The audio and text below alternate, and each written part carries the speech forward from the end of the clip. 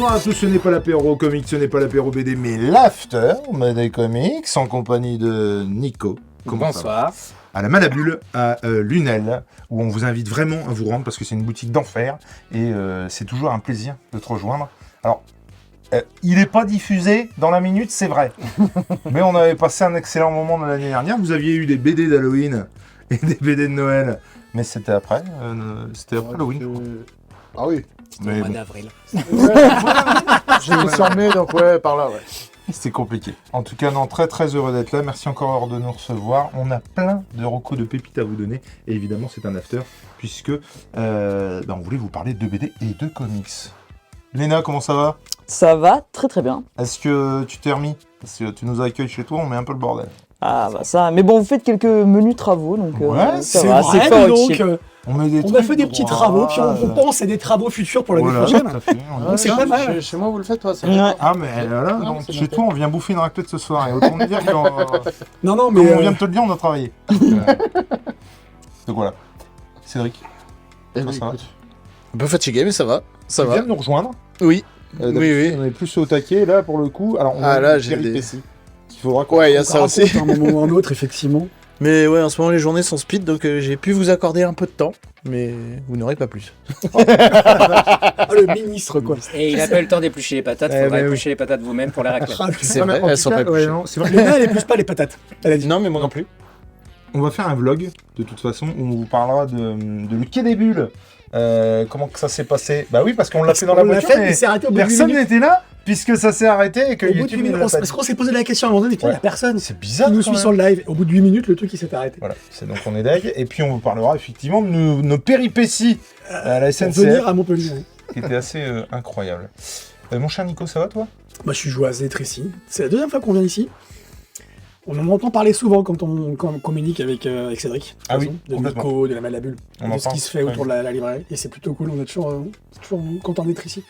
Léna, c'est toujours un plaisir, elle est contente. On est content d'être chez elle. Elle a un super appart. Oh la vache, ouais. Franchement, on est. C'est on parce était- qu'elle veut pas, sinon vous aurez déjà fait une room tour. Allez, non, franchement, c'est accueillant, c'est chaleureux, comme Léna, quoi. Enfin, un peu plus chaleureux que Léna, quand même. Puis pour tous ceux qui veulent faire un enregistrement chez elle, c'est C'est impeccable. Elle a parfait. son studio. Oui.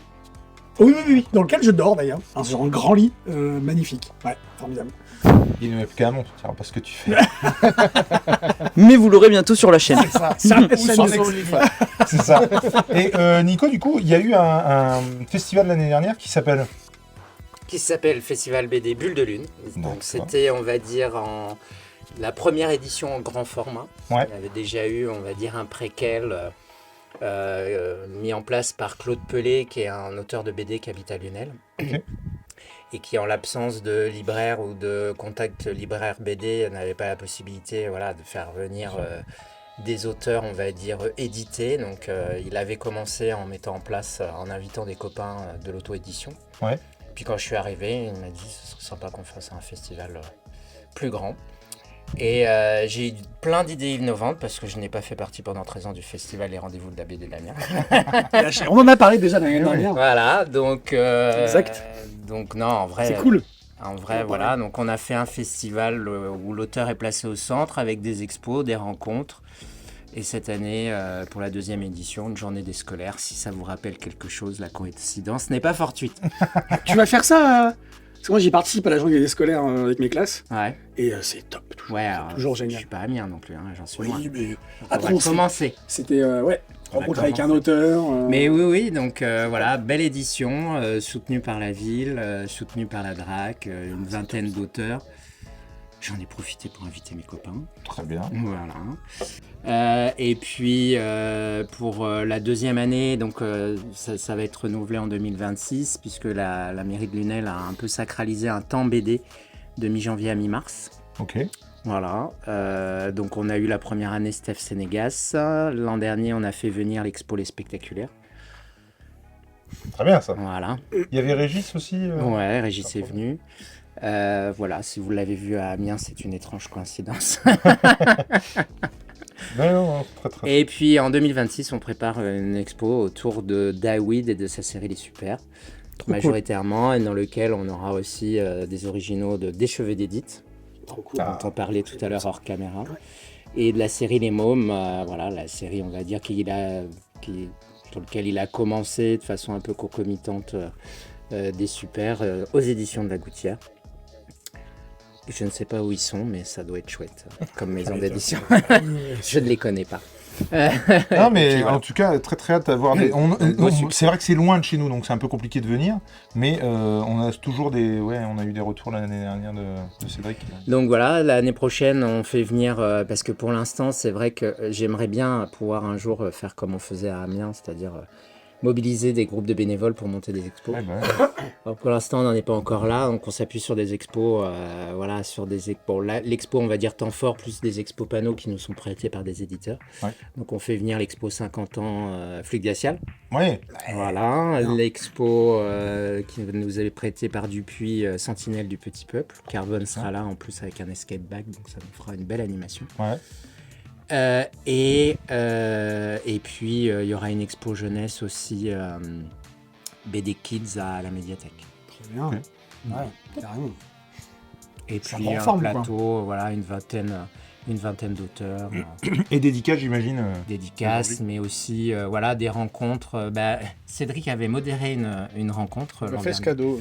Ah Voilà. oui, Avec un auteur dont il nous parlera tout à l'heure, puisqu'il Ouais. a modéré la rencontre avec Juniba à l'occasion notamment de la sortie de Mobilis. Ils Excellent. avaient évoqué un album dont on parlera tout à l'heure.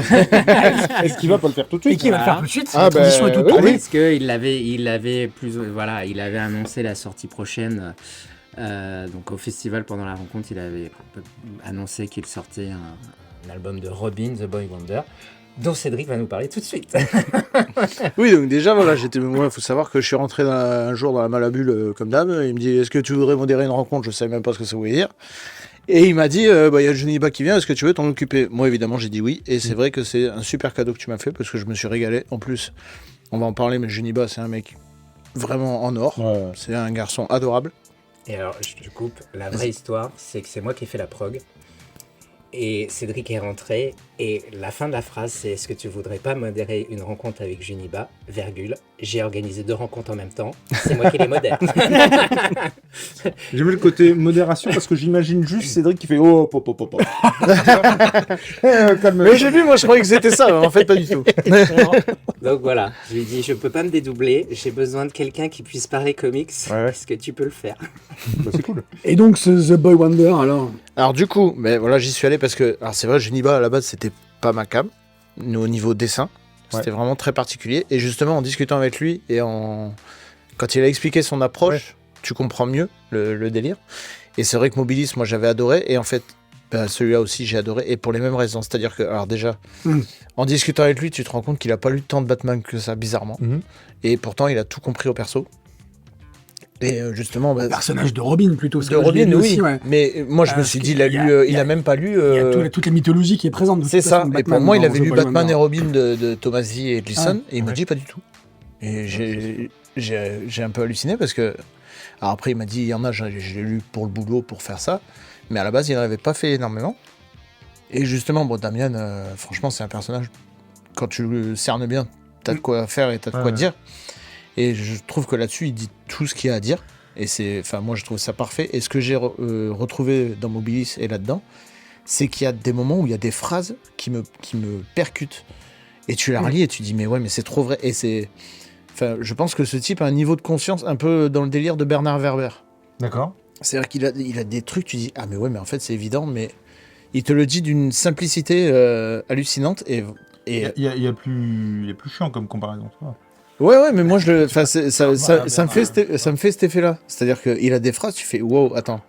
Et en fait, ça paraît évident une fois que c'est dit, mais tu n'y as jamais pensé avant. Et puis au niveau du dessin, voilà, une fois que tu as compris le dessin et que tu t'y es habitué, il est génial, quoi. Enfin, moi je le trouve, c'est vraiment génial parce qu'en fait, il m'expliquait qu'il part d'un dessin et il le simplifie au maximum, Ouais. mais il s'arrête au stade où ça va devenir trop simple. Ouais. Et c'est vrai que c'est trop bien. Et en plus, c'est vrai que ce qui joue dans le fait que j'ai bien aimé et que je me suis fait dédicacer parce qu'il est venu en dédicace ici, c'est que le gars, justement, est vraiment un gars super adorable. Il est vraiment accessible, il se prend pas la tête et c'est vraiment génial. Donc ouais, The Boy Wonder, belle surprise. à la base, j'étais pas plus chaud que ça parce que bon, les Black Label et tout ça, c'est pas trop mon délire. Ouais, j'ai Mais raté pour les vendre. non, du coup, non. Et en fait, en vrai, je l'ai acheté pour me le faire dédicacer. Mhm. Et du coup, c'est vrai qu'en le lisant, en plus, j'ai kiffé, donc c'est cool. Et non, mais vraiment très, très bel ouvrage. Et en plus, c'est un petit, je crois, il y a 6-7 chapitres de mémoire. Mais il y a tellement de choses qui sont dites. C'est tellement dense que ça se relit avec plaisir, quoi. Et à ce propos, le pitch, tu peux nous faire un pitch rapide de ce Alors, Boy Wonder? On commence la scène, en fait, il y a une espèce de braquage. Le braqueur a donc Robin en otage. Il est attaché, cagoulé. Et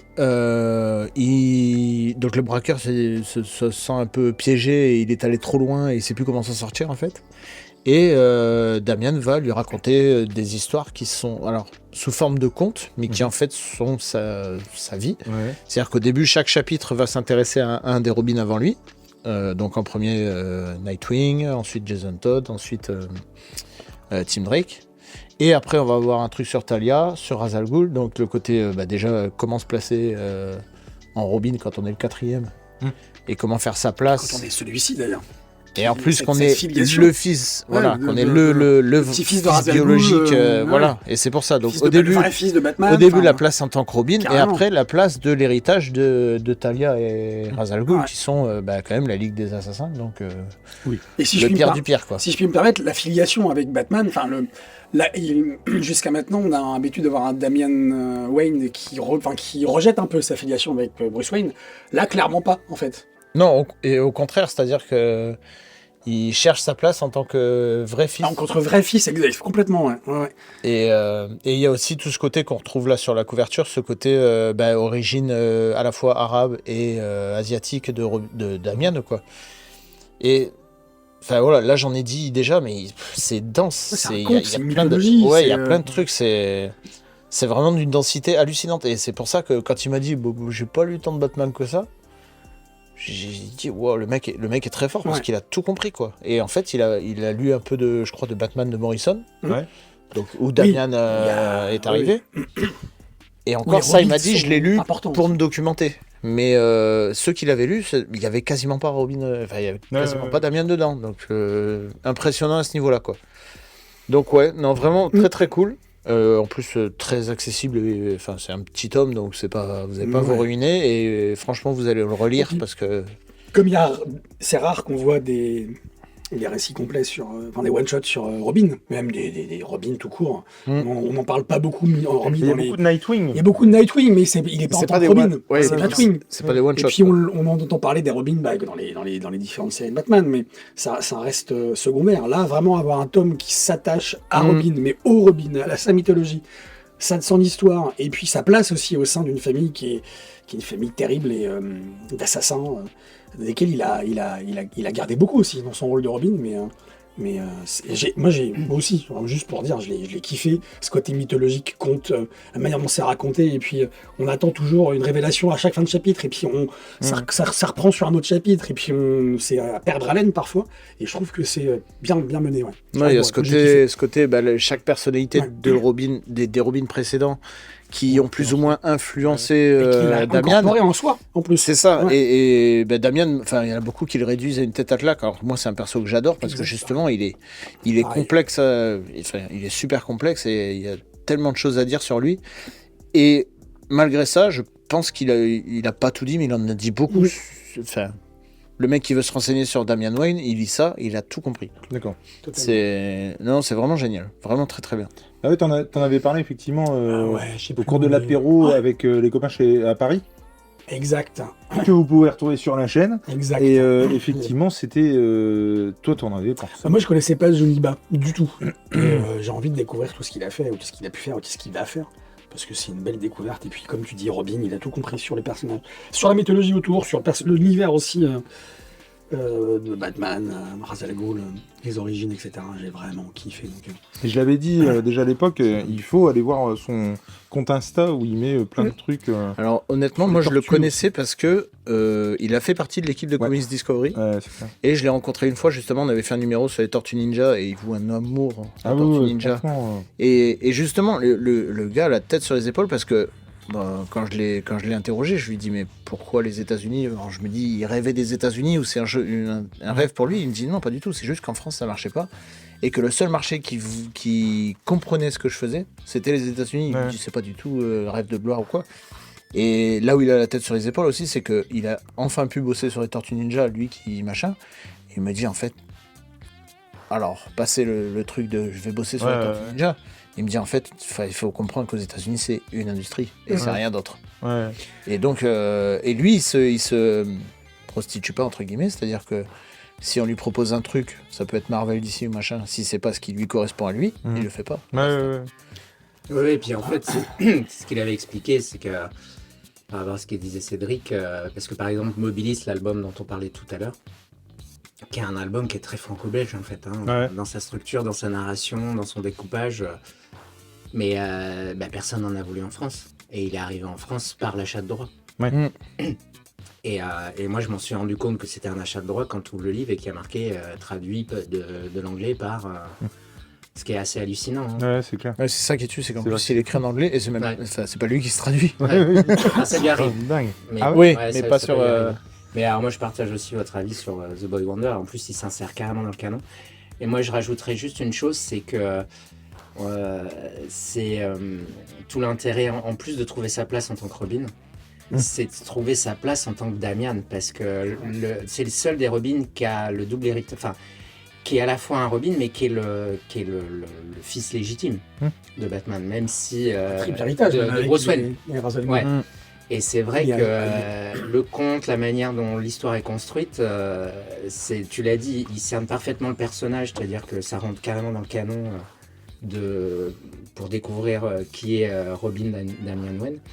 Mais cette place aussi qu'il doit trouver dans la famille, parce qu'il n'est pas le premier. Il est le seul fils de sang de Bruce Wayne, mais c'est pas son seul fils, puisque Bruce a adopté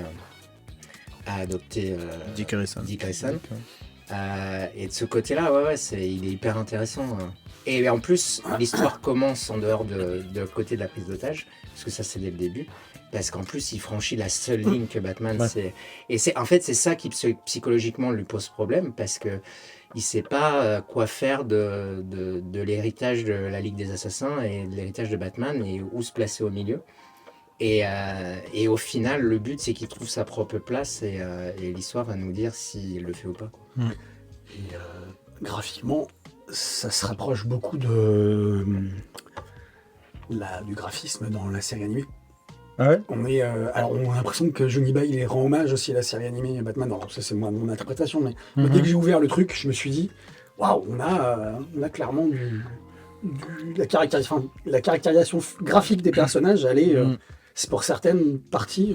Ouais, moi ça m'a pas fait penser Ça m'a fait tant penser à ça. à la série animée en tant que telle, mais il y a un côté cartoon. Ouais, c'est ça. Ouais, moi ça me Un fait côté penser cartoon. beaucoup à tout ce qui C'est ça. est Cartoon Donc Network, en quoi. tout c'est cas, ça. Tous les laboratoires de Dexter, Ouais. Ouais, c'est vrai. plutôt, Et les puis, Super Nana, tout ça, c'est vraiment Et ce puis, genre-là, quoi. ceux qui veulent s'y mettre, allez-y. C'est chez tous les bons libraires spécialisés. Non, puis enfin voilà, Johnny Bass, c'est ça que j'aime bien, c'est qu'il a une identité, c'est-à-dire que, enfin, il a une patte graphique. il y a une patte graphique et une patte Exactement. scénaristique aussi, Ouais, c'est-à-dire que même, enfin, dans Mobilis, il y a des phrases.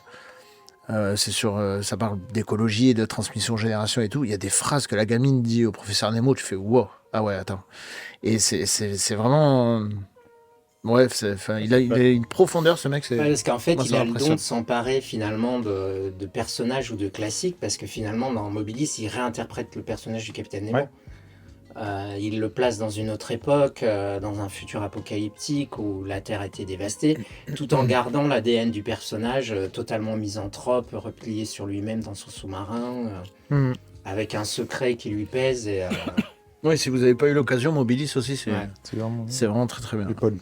Lui non plus. Vraiment Ni très, l'un très ni bien. l'autre. Il faut que je me penche sur ce Robin. Tu m'en avais dit tout le bien que t'en pensais, et ouais, ça ne fait que confirmer. Léna, toi, c'est un truc que t'as lu ou que t'as envie de lire ou pas du tout? Moi, j'ai pas lu et justement, il faudrait peut-être que je m'y mette parce que moi, Damian Wayne, le peu que j'en ai lu, j'ai pas aimé. parce que j'en ai pas lu assez et que j'ai pas lu les bons titres certainement. Et puis les Et caricatures aussi. ouais, le côté, personnage, le côté le rebelle, C'est devenu une tête qui, à claque. qui ne fait que Ouais, de le- servir son père. C'est une tête à claque. Oui. Oui, mais pas il là. reste- Là, il l'est pas là. Et il reste une tête à claque. Il l'est pas, là, Effectivement, non. dans ce récit, il lui donne une autre profondeur. Ouais, mais justement, je pense Soit que c'est tu lis aussi personne. c'est rapport au scénariste. Voilà. Celui qui le prend, soit il le prend comme une tête à claque, uniquement comme ça, ou ça, il lui rajoute. Il y a aussi le run de Thomas Edison sur Batman et Robin qui dépeint un très très bon Robin et une très bonne relation entre Bruce et Damian aussi, qui est très très bien. Mais du coup, Et c'est pour ça que j'étais persuadé qu'il l'avait lu et pas du tout. c'est un truc que tu pourrais te dire, du coup. Et bah du coup oui parce que là ça m'intéresse de voir que Damian Wayne peut être autre chose que ce côté provocateur qui m'agace beaucoup et ça me donne très envie d'en savoir plus sur le personnage et de voir quelqu'un l'exploiter plus en détail quoi. Donc D'accord. ouais, je pense un titre qui me tente beaucoup. Merci pour cette C'est reco, Rick. mon cher ami. Petit mon cède. De rien. Oui, Ced. On l'appelle comme ça parce que. On l'appelle comme ça dans le milieu. Mais 7, c'est bien. Hein. Mais Ced, Ced, c'est bien. C'est très bien. Nico, est-ce que tu veux nous faire une petite salve? Allez, Allez, une salve. comme elle. Alors, si vous Tu veux que je te fêtez. tienne le... Non, non, ça va aller. Si vous fêtez Noël en décembre ou en avril. Mais ça peut se fêter à tout moment. Alors, je vous dirai pas de ce qu'il y a à l'intérieur parce que c'est le principe. Mais l'an dernier, franchement, ça avait été bien. Bon, j'avais reçu des extraits on en a pas reçu de cette année du Lombard, mais l'an dernier, on en a vu. La BD de l'avant. Ouais. Donc, je sais pas où est-ce qu'il faut la Il y a une caméra là, puis il y a une caméra là. Derrière toi, celle-là, là-bas. pratique. Et c'est plein de mini-histoires à découvrir tous les jours. On a 2 pages à détacher D'accord. avant et après l'histoire pour la découvrir. Et c'est pléthore de super C'est un livre auteurs. consommable en fait. Ouais, c'est-à-dire que... Alors bon, Génial. je vous le montre, même si je pense que vous ne verrez pas grand-chose ici, mais voilà, donc il y a des pages... Tu les détaches, quoi. Tu Ouais. détaches les pages. Ah, trop bien. C'est moi le micro. Ouais, vas-y.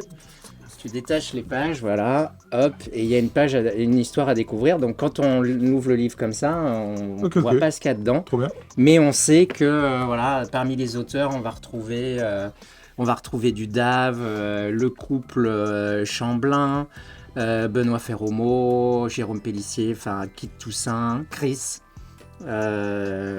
comment elle s'appelle, Mathilde Domecq, voilà, plein d'auteurs, des auteurs jeunesse. Des auteurs de qualité, donc on prend pas trop de risques. C'est plutôt un beau cadeau parce qu'il coûte, je crois, 22 € Ouais. et quelques. Donc, Mais déjà l'année dernière, oui, il y avait eu ça. J'en ouais. avais entendu parler. C'était mais- Néo qui en avait parlé, il me semble. donc ça, pour faire patienter pour Noël, voilà, un cadeau qui change des calendriers de l'Avent Kinder et Playmobil. Voilà, et ça fait plaisir aux libraires. C'est très enfant ou c'est tout public hein? Oh, c'est Bon, très enfant ouais. quand même. Ouais. Mais moi, c'est ce que j'appelle de la jeunesse un peu tout public, c'est-à-dire Ouais. que il y a un côté, enfin Noël. De toute Oui, façon, il y a un qu'on côté soit enfant dans adulte, Noël, bien sûr. Un côté Mm. enfant, mais c'est pas bébé, mais c'est mignon. D'accord. Voilà. Je ne peux pas ne pas vous parler du Prince de Fort, dont l'intégrale du manga original vient de sortir. Voilà, c'est pour les jeunes qui veulent découvrir du manga des années 70. C'est pour les nostalgiques de Goldorak, Gandaizer en édition originale. Alors moi, je suis dans la team les mots qu'on a connus. Ouais, bah, Donc je n'ai pas pris la version bleue. d'accord. Je n'ai pris que la version rouge Ok. parce que ça me parle pas. C'est-à-dire, alors, En fait, il y a 2 versions. C'est-à-dire que ça, c'est la version avec Fulgur au point, Cornofulgur. Ok, d'accord. Donc avec la Alcool, vraie. Goldorak, Ok, ok. etc. La version bleue, c'est la même, sauf que dans le test, ils ont gardé les noms d'origine. D'accord. Donc Mais Grindizer. c'est hyper intelligent, quoi, d'avoir Ouais. fait 2 versions. Bah oui et non. Alors oui, et d'un autre côté, Goldorak, c'est tellement ancré avec des expressions qu'on a connues. Ouais, mais je, Ouais, mais non, après, mais je suis pour les complètement puristes- d'accord. Mais déjà pour Ouais, les pour puristes, les- puis j'ai bah, dans les l'idée que les puristes, puristes, ils achèteront les deux. Tiens. C'est ça. C'est Mais clair. ouais, moi je suis pas fan. Ah non, mais moi non Pour le plus. coup, je suis pas fan parce que c'est trop marqué. Oui, bien sûr. Tu vois, c'est trop marqué. Mais c'est une intégrale en un tome ou il y en aura plusieurs? C'est une intégrale a priori en un tome, il n'y a pas de tomaison. Donc Donc, a priori, c'est l'intégrale de ce qui était sorti au Japon entre 75 et 77. Ok, il est parti. On l'a perdu. Nico, tiens-le comme ça. Notre perchiste est perché. Tiens les micros comme ça, s'il te plaît. Donc voilà, Goldorak, c'est aux éditions Isan Manga. Voilà, et ça vient de paraître. Mais ça, ouais, c'est vraiment une pépite d'enfance. Mais il fallait le sortir, quoi. Très clairement. Je vais poursuivre avec le duo Lupano et Chemino, Ok. qui nous avait régalé il y a de ça 2 ans avec la Bibliomule, qui nous racontait un peu le destin de la bibliothèque de Cordoue, et on suivait les aventures un peu burlesques d'un eunuque qui faisait tout pour tenter de sauver les écrits de cette bibliothèque. J'ai à cru la que fin t'allais du juste premier- dire de récupérer ses hormones. Je me disais, mais Non, je pardon. parle pas de Dan Nadan, hein. D'accord, ouais, c'est faux. C'est pas faux. Voilà, donc ça c'était la Bibliomule. Et là, le maître Caraïbe, il s'empare d'un personnage que du coup moi j'ai découvert, qui s'appelle Joseph Dombé, qui est un naturaliste qui a eu que des merdes dans sa vie. Voilà. Ouais, j'en ai entendu parler de ça. Et il est chargé en 1794, je crois, c'est ça, d'amener les nouvelles mesures. En plus, on apprend des choses, puisque les mesures que l'on connaît actuellement, le mètre, le litre et le kilo, et du coup le mètre cube aussi, ont été définies après la Révolution pour unifier et simplifier les mesures. Il est chargé d'emmener les mètres étalons aux États-Unis. Dans la vraie vie, il disparaît, il meurt sur une île pendant ce voyage. Et pour Lupano, à imaginer ce qui avait pu se passer avec le style de Lupano, c'est-à-dire sur ce fond historique-là, beaucoup d'humour, beaucoup de burlesque, de fantaisie, pas de fantastique, de fantaisie. Voilà, c'est drôle. C'est bien écrit, il y a plein de punchlines, il trouve un pirate, il rencontre un pirate qui se prend pour un grand artiste. Enfin, c'est voilà, dans une production qui n'est pas toujours hyper feel good, ça fait du bien. Oui, c'est clair. Et puis à la fin, on a les petites pages voilà, qui nous replacent un petit peu le truc dans le contexte, le contexte Très très bon, historique. ça. Donc finalement, on en ressort un peu plus intelligent, et puis ça fait du bien, c'est frais. Cheminot, voilà, moi j'aime bien son graphisme. Un peu grogné, voilà, très accessible au plus grand nombre. Donc super moment de lecture, j'ai adoré. On va en regarder pour la suite. Voilà. Madame Léna, toi, Tu m'as demandé une salve, je t'ai fait une Ah bah traquette, oui. hein. Voilà. Mais en tout cas, merci beaucoup. Ouais. Il y a plein de trucs là-dedans. Là, le dernier a l'air très très sympa. J'en avais entendu parler de ça. Ah, je crois que c'est Oui. Et en plus, C'est à Nico. c'est à moi. Et en plus, j'ai fait court. Hein. Oui, mais court et concis. Court et concis. très bien. Et donc, toi, tu vas nous parler de. Et alors, j'ai très très hâte de t'en entendre parler.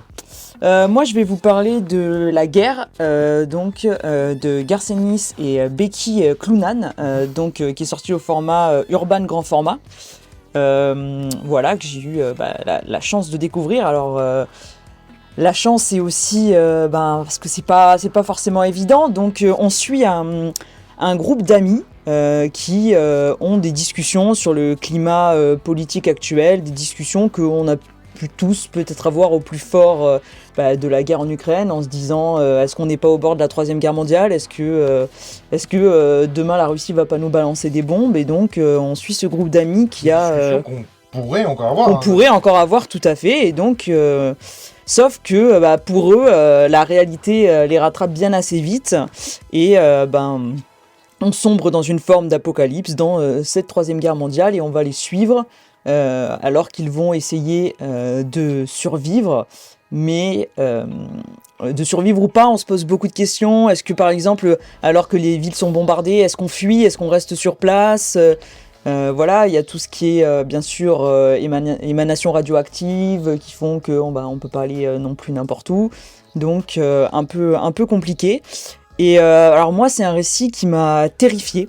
Je dis souvent que c'est pas évident de faire peur en comics, notamment sur des comics horrifiques, mais en fait le réalisme est beaucoup plus flippant complètement. que tous les monstres qu'on peut inventer. Bien sûr. Et moi, c'est vraiment un récit qui m'a chamboulé parce que on se dit que demain, ça peut arriver. On s'identifie tout à fait au personnage sur comment est-ce qu'on réagirait.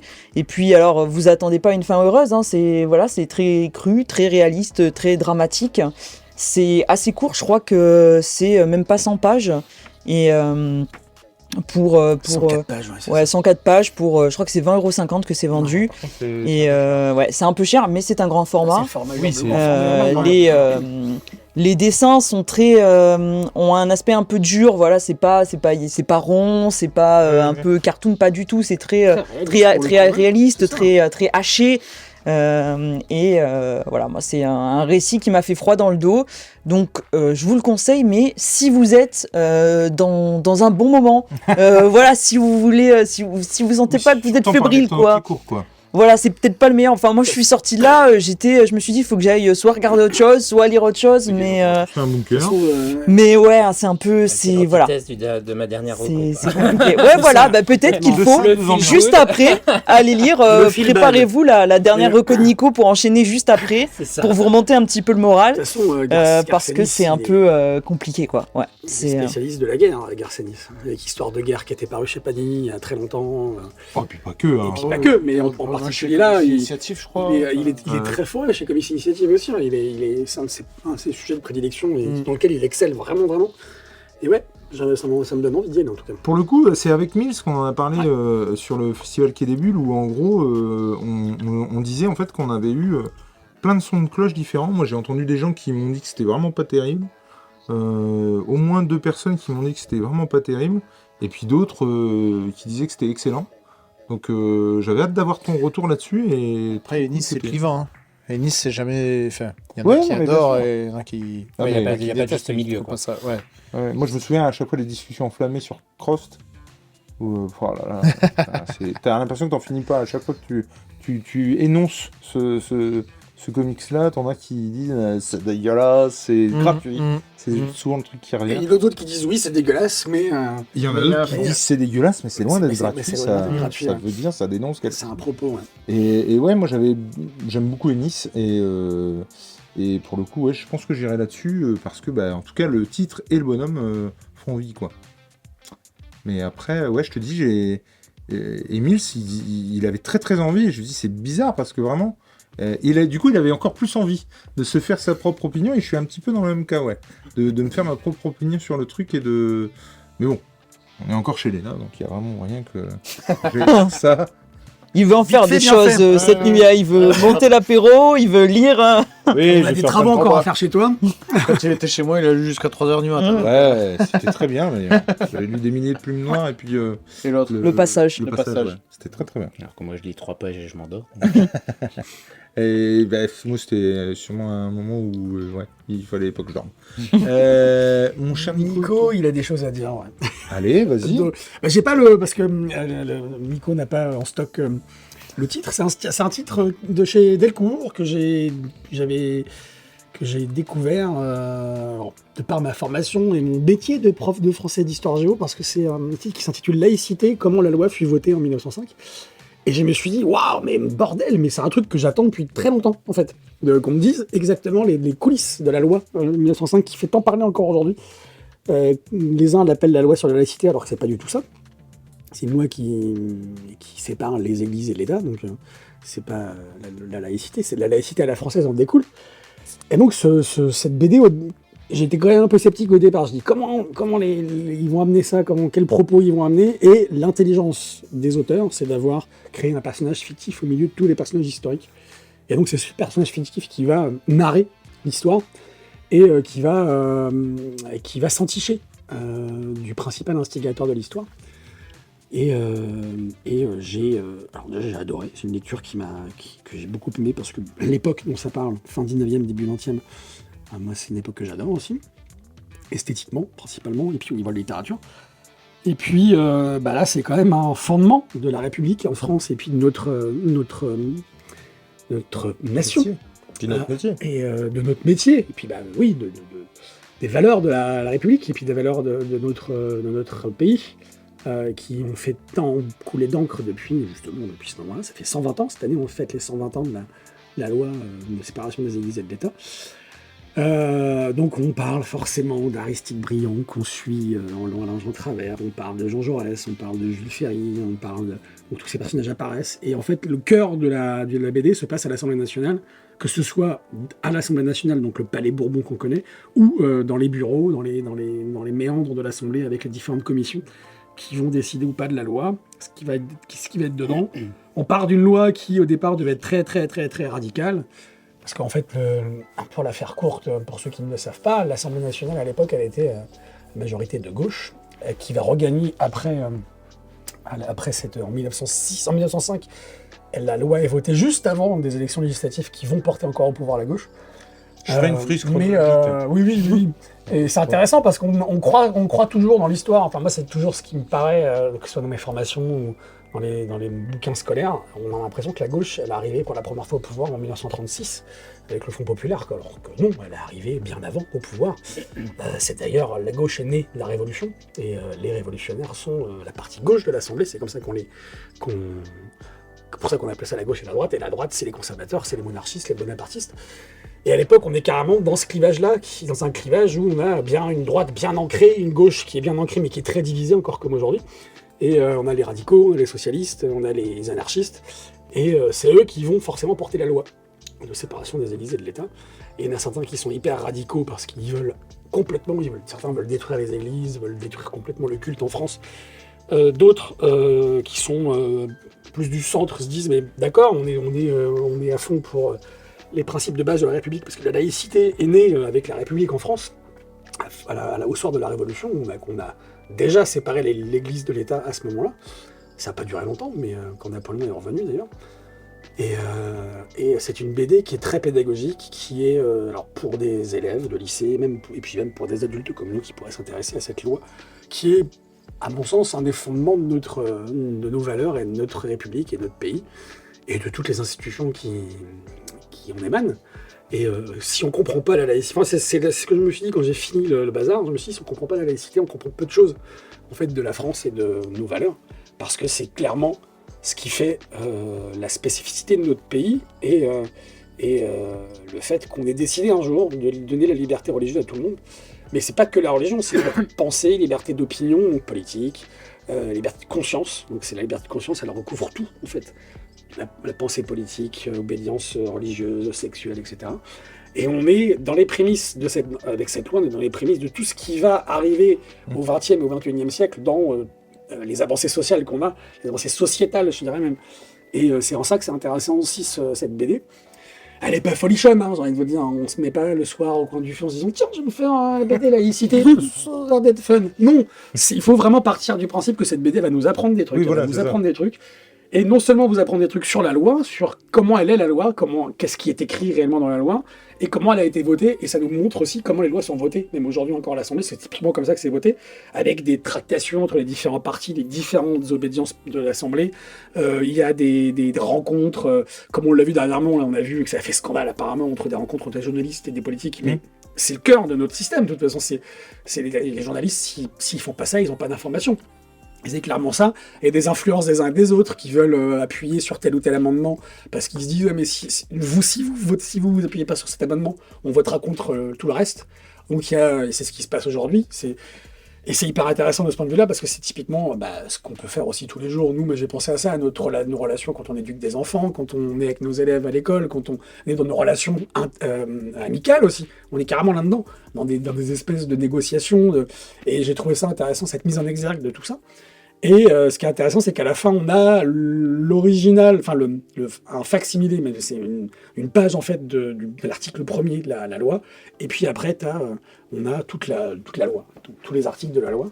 Et j'avais jamais lu. J'avais lu juste les articles principaux de la loi, nous qu'on véhicule à nos élèves, qu'on enseigne à nos élèves, et en ayant lu toute la loi de séparation des églises et de l'État, c'est hyper intelligent.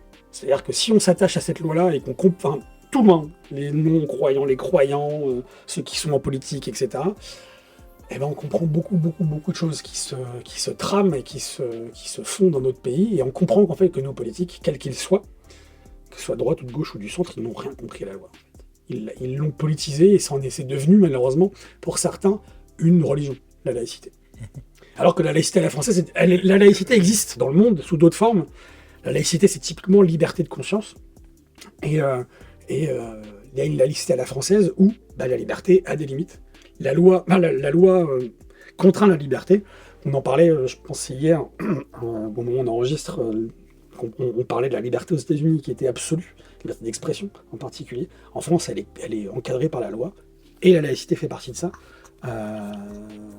Dans les tractations qui ont eu lieu à l'Assemblée, il y a aussi la notion de blasphème qui a été amenée. En France, le blasphème, il n'est pas puni par la loi. Dans plein d'autres pays dans le monde, le blasphème est encore puni par la loi. En France, c'est une spécificité encore par rapport à la laïcité. Et je trouve que c'est intéressant, parce que c'est ce qui fonde nos valeurs, ce sur quoi le socle national, c'est pas un gros mot de dire ça, se fonde et devrait se fonder aujourd'hui. Et il met aussi l'église au milieu du village, si j'ose dire. C'est-à-dire que là, on a la laïcité qui est expliquée, définie.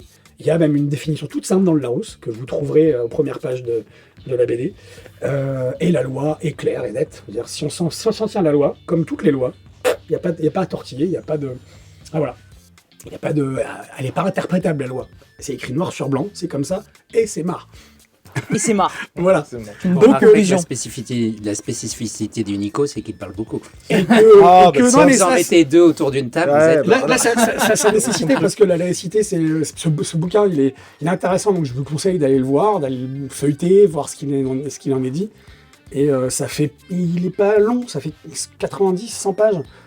Ça se lit bien, c'est assez verbeux même, mais je trouve que c'est bien amené au niveau de la narration, parce que comme je vous dis, il y a un personnage fictif qui raconte l'histoire et qui fait partie prenante de l'histoire. Ça fait partie effectivement de ces ouvrages où tu apprends des Voilà. choses, et où alors tu revois des choses Totalement. que tu connais, crois connaître. Ou... Et ça remet, comme je disais tout à l'heure, l'église au milieu du Ouais, village, non. parce que ça remet les choses voilà. Les pendules à Tout à l'heure fait. et Les l'église pendules au à l'heure. village. Merci. Non, très bien. Voilà. Ouais. Moi, je vais aller sur un truc beaucoup plus... Oula. Attends, on peut me Oui, demander... on peut demander. Bon, on a parlé de la séparation de l'église et de l'État, on parlait de l'église, on va faire la transition. Eh ben, même pas, non, je vais pas parler de ça. Non. Vous, j'ai pas demandé parce que j'imagine que personne n'a lu. Mais après, peut-être que vous l'avez lu. Non, je pense pas.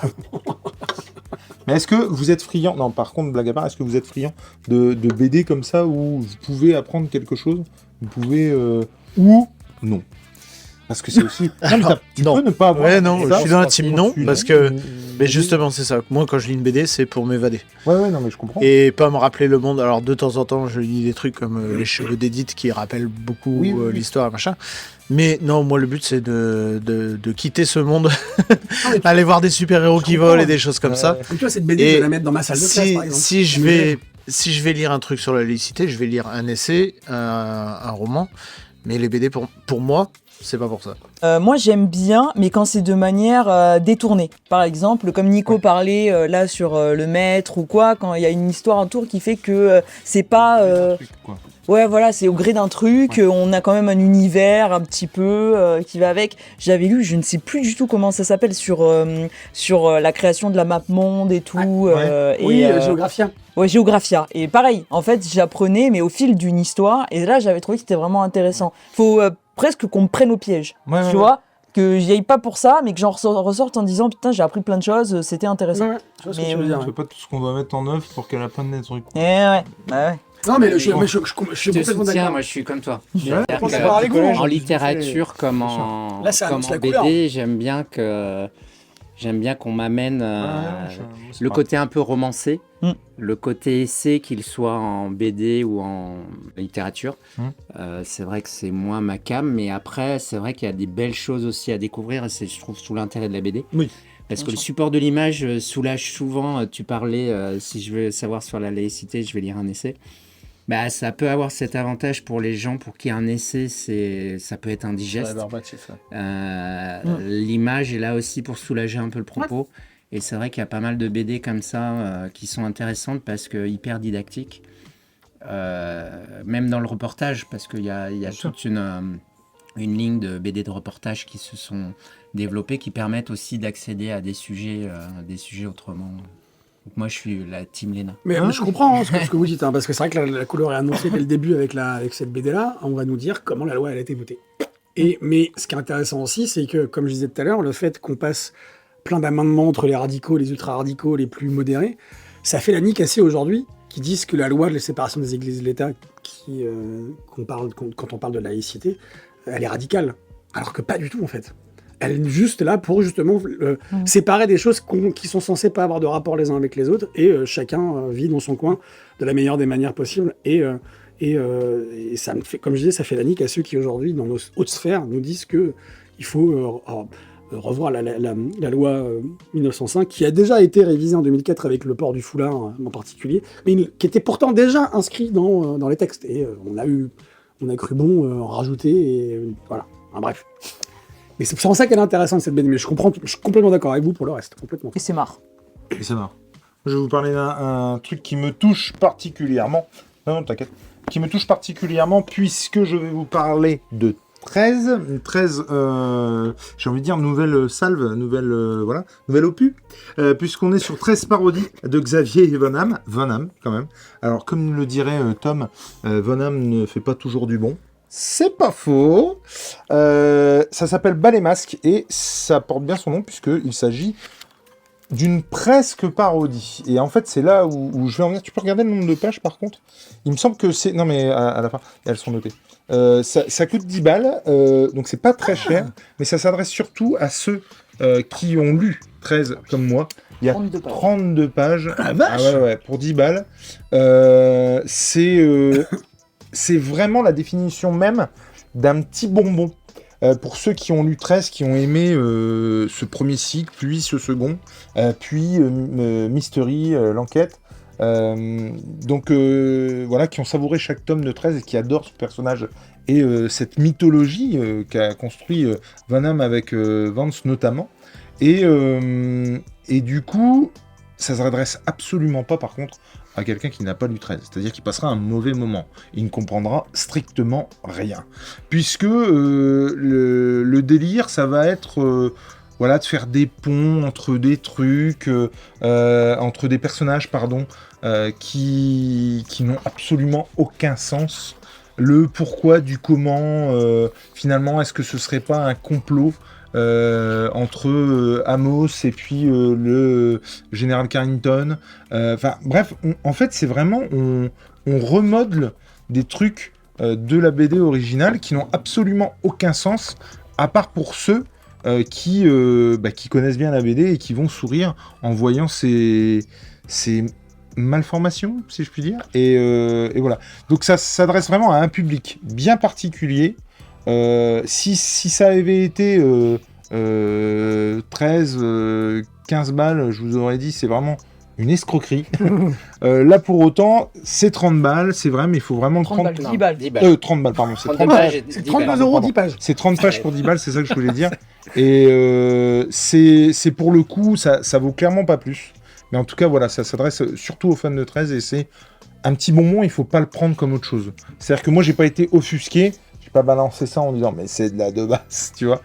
Pour autant, c'est pas le meilleur truc, évidemment, que j'aurais lu sur 13, quoi. Là où ça me chagrine un petit peu, c'est que quand tu regardes derrière, donc tu as 13 premier cycle, deuxième cycle, 13 trilogie avec Jones, c'est vachement bien. Et je vous incite vraiment à aller choper. Je vois d'ailleurs que apparaître il y a trilogie Sheridan, et ça j'ai très très hâte de le lire. Donc Mystery et donc parodie. Et là où ce qui me fait un peu peur, c'est que par complétisme maladif, j'irai s'il y a un autre numéro sur 13 parodies. Pour autant, j'avoue que bon, ça va pas être de la grande... Là, j'aime bien la blague, mais ça restera une blague, quoi. Voilà, c'est ça que je veux dire. Est-ce qu'on peut lire 13 Mystery, 13 Trilogy sans avoir mis un pied ou presque dans la série principale ? Alors, 13 trilogie comme 13 Mystery, vous pouvez le lire sans avoir lu la trame principale, mais ça aura évidemment moins de saveur. Bien sûr. Très clairement. Ce qu'il y a de super chouette, c'est que dans Mystery, à chaque fois, il y a une histoire vraiment avec un scénario qui n'a pas besoin de la saga 13 pour exister. Pourtant, évidemment que ça a une saveur particulière. Parce que quand tu as lu le reste, je veux dire. Oui, bien sûr. Parce qu'évidemment qu'ils vont faire des ponts et d'ailleurs c'est là aussi où Mystery des fois c'est un peu le serpent qui se mord la queue parce que pour autant on essaie justement de faire des ponts avec des personnages qui là n'ont rien de parodique ou complètement débile comme dans celle-ci et qui peuvent être risibles. Pour autant il y a des fois t'es un peu en mode Les Misérables dans le sens oh bah ça tombe bien alors. On se retrouve sur les barricades, ça tombe bien. Et bon, bah, on est un peu là-dedans aussi. Loin de moi l'idée de comparer Hugo à Van Damme, mais pour le coup, il y a vraiment des moments où tu dis ah bah dis donc, ça tombe bien ça. Ils se connaissaient avant, dis donc. Oh, et voilà.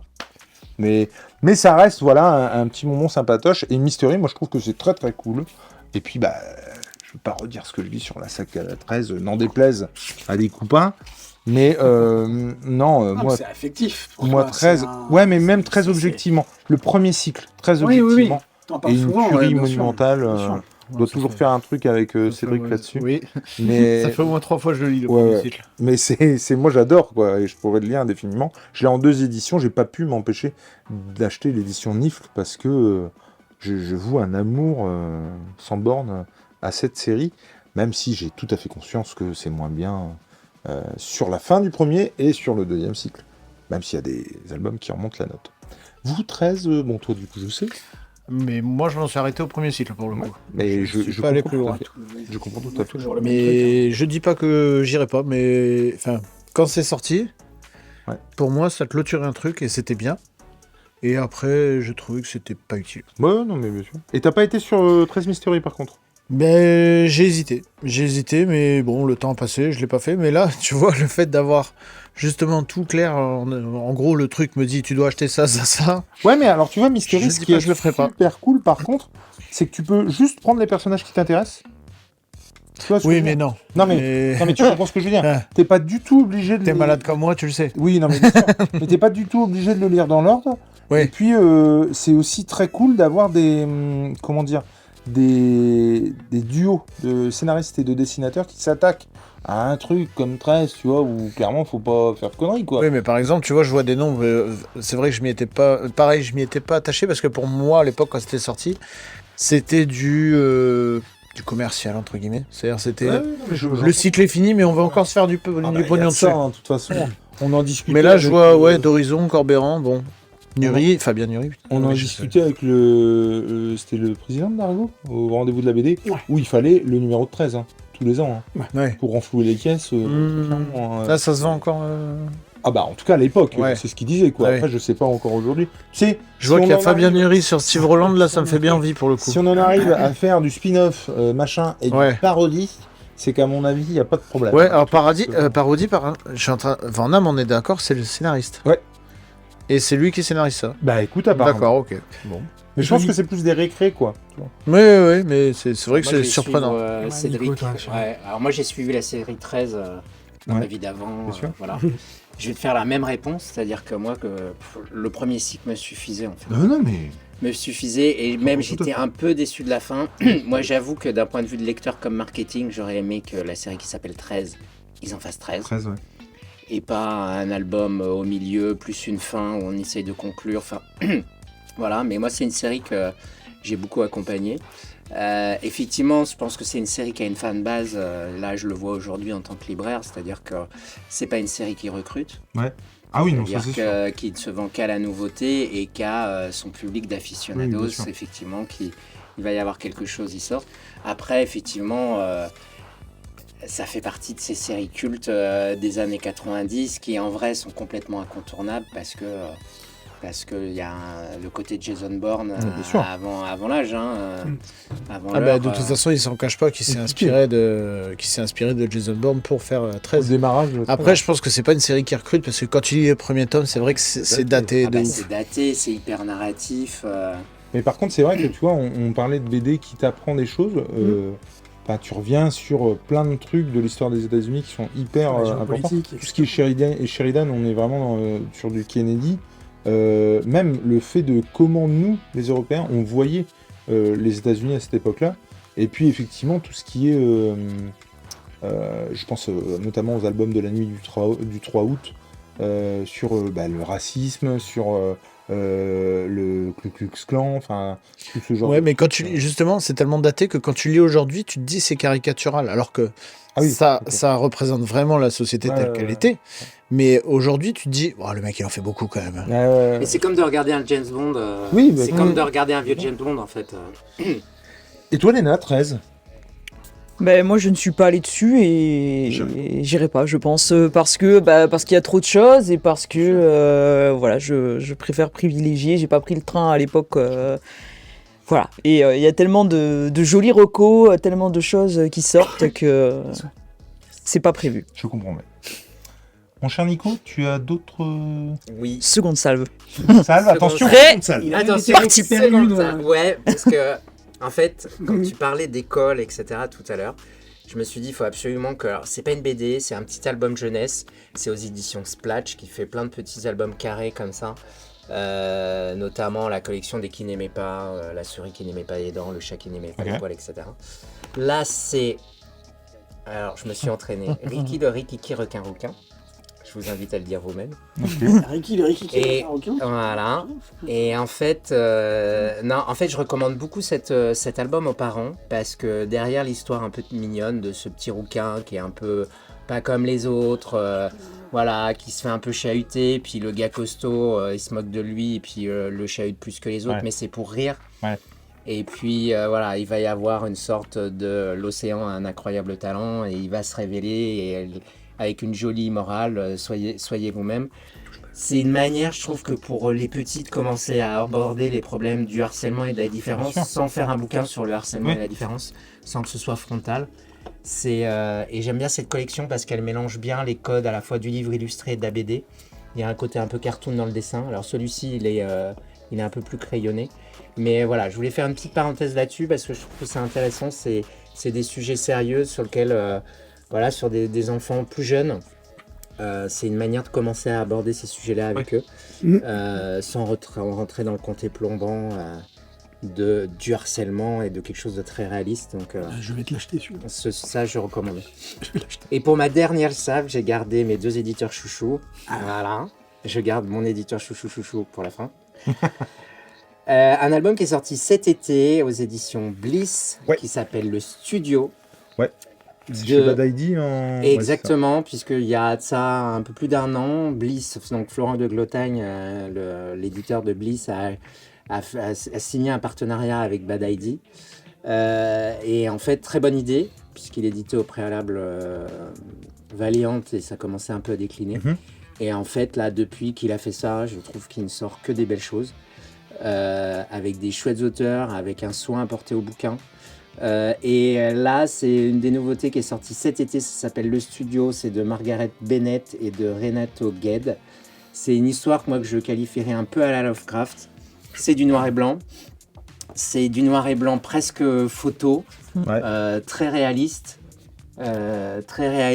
avec une ambiance un peu poisseuse, un peu glauque, un peu mystérieuse, où on navigue toujours entre fantastique et folie. L'histoire, c'est une jeune femme noire qui va se retrouver propulsée directrice d'un studio de cinéma. Elle va découvrir qu'il y a un studio de tournage qui est fermé depuis des années. Elle va décider de le réouvrir et elle va du coup déchaîner finalement la malédiction qui y était enfermée. Et il y a, moi je trouve qu'il y a ce côté très Lovecraftien dans la manière dont c'est écrit, dont c'est dessiné, avec cette espèce de dessin photoréaliste, très réaliste, avec une gestion des noirs et blancs qui est juste fabuleuse. Et voilà, ça change du maître des Caraïbes que je vous ai montré tout à l'heure. Mais franchement, voilà, Bliss fait vraiment un super bouquin avec les titres de Bad ID, et là, il nous le montre encore, et franchement, c'est chouette. Et je recommande, parce que petite édition, maison d'édition bordelaise, voilà, donc qui a beaucoup de mérite et qui a beaucoup de talent, donc c'est des copains, et je soutiens, donc T'avais lu aussi Ouais, il me semble. Ouais, je l'avais lu et je crois que j'en avais parlé dans un SNGL. J'avais beaucoup aimé. Je te rejoins, Nico, là-dessus. L'histoire est assez sombre, poisseuse. Les dessins, j'avais adoré. Le photoréalisme, des fois, ça peut être un peu clivant. Là, je trouve que. Et puis le fait que tout soit en noir et blanc, il y a vraiment un côté photo d'époque, un côté un peu polar noir, mais qui bascule du côté un peu fantastique. Et franchement, j'avais trouvé ça très très bien. Ça avait été un bon récit. L'édition, comme tu l'as dit, est très jolie. Donc, je plus sois Taroko. Bah, moi, j'avais pas vu les dessins quand on en avait parlé à l'époque. J'avais dû aller voir ça vite fait sur. Ah, mais non, un SNGL auquel je participais sûrement pas. Moi, c'est moi qui le Ouais, voilà. Et du coup, les dessins, punaise, ça m'avait fait hyper ils défoncent quoi. T'en avais entendu parler, Cédric? Mais je crois que j'ai vu le SNGL où tu en as parlé, donc oui, j'en ai entendu parler. C'est vrai que Bad ID, alors je le suis de loin.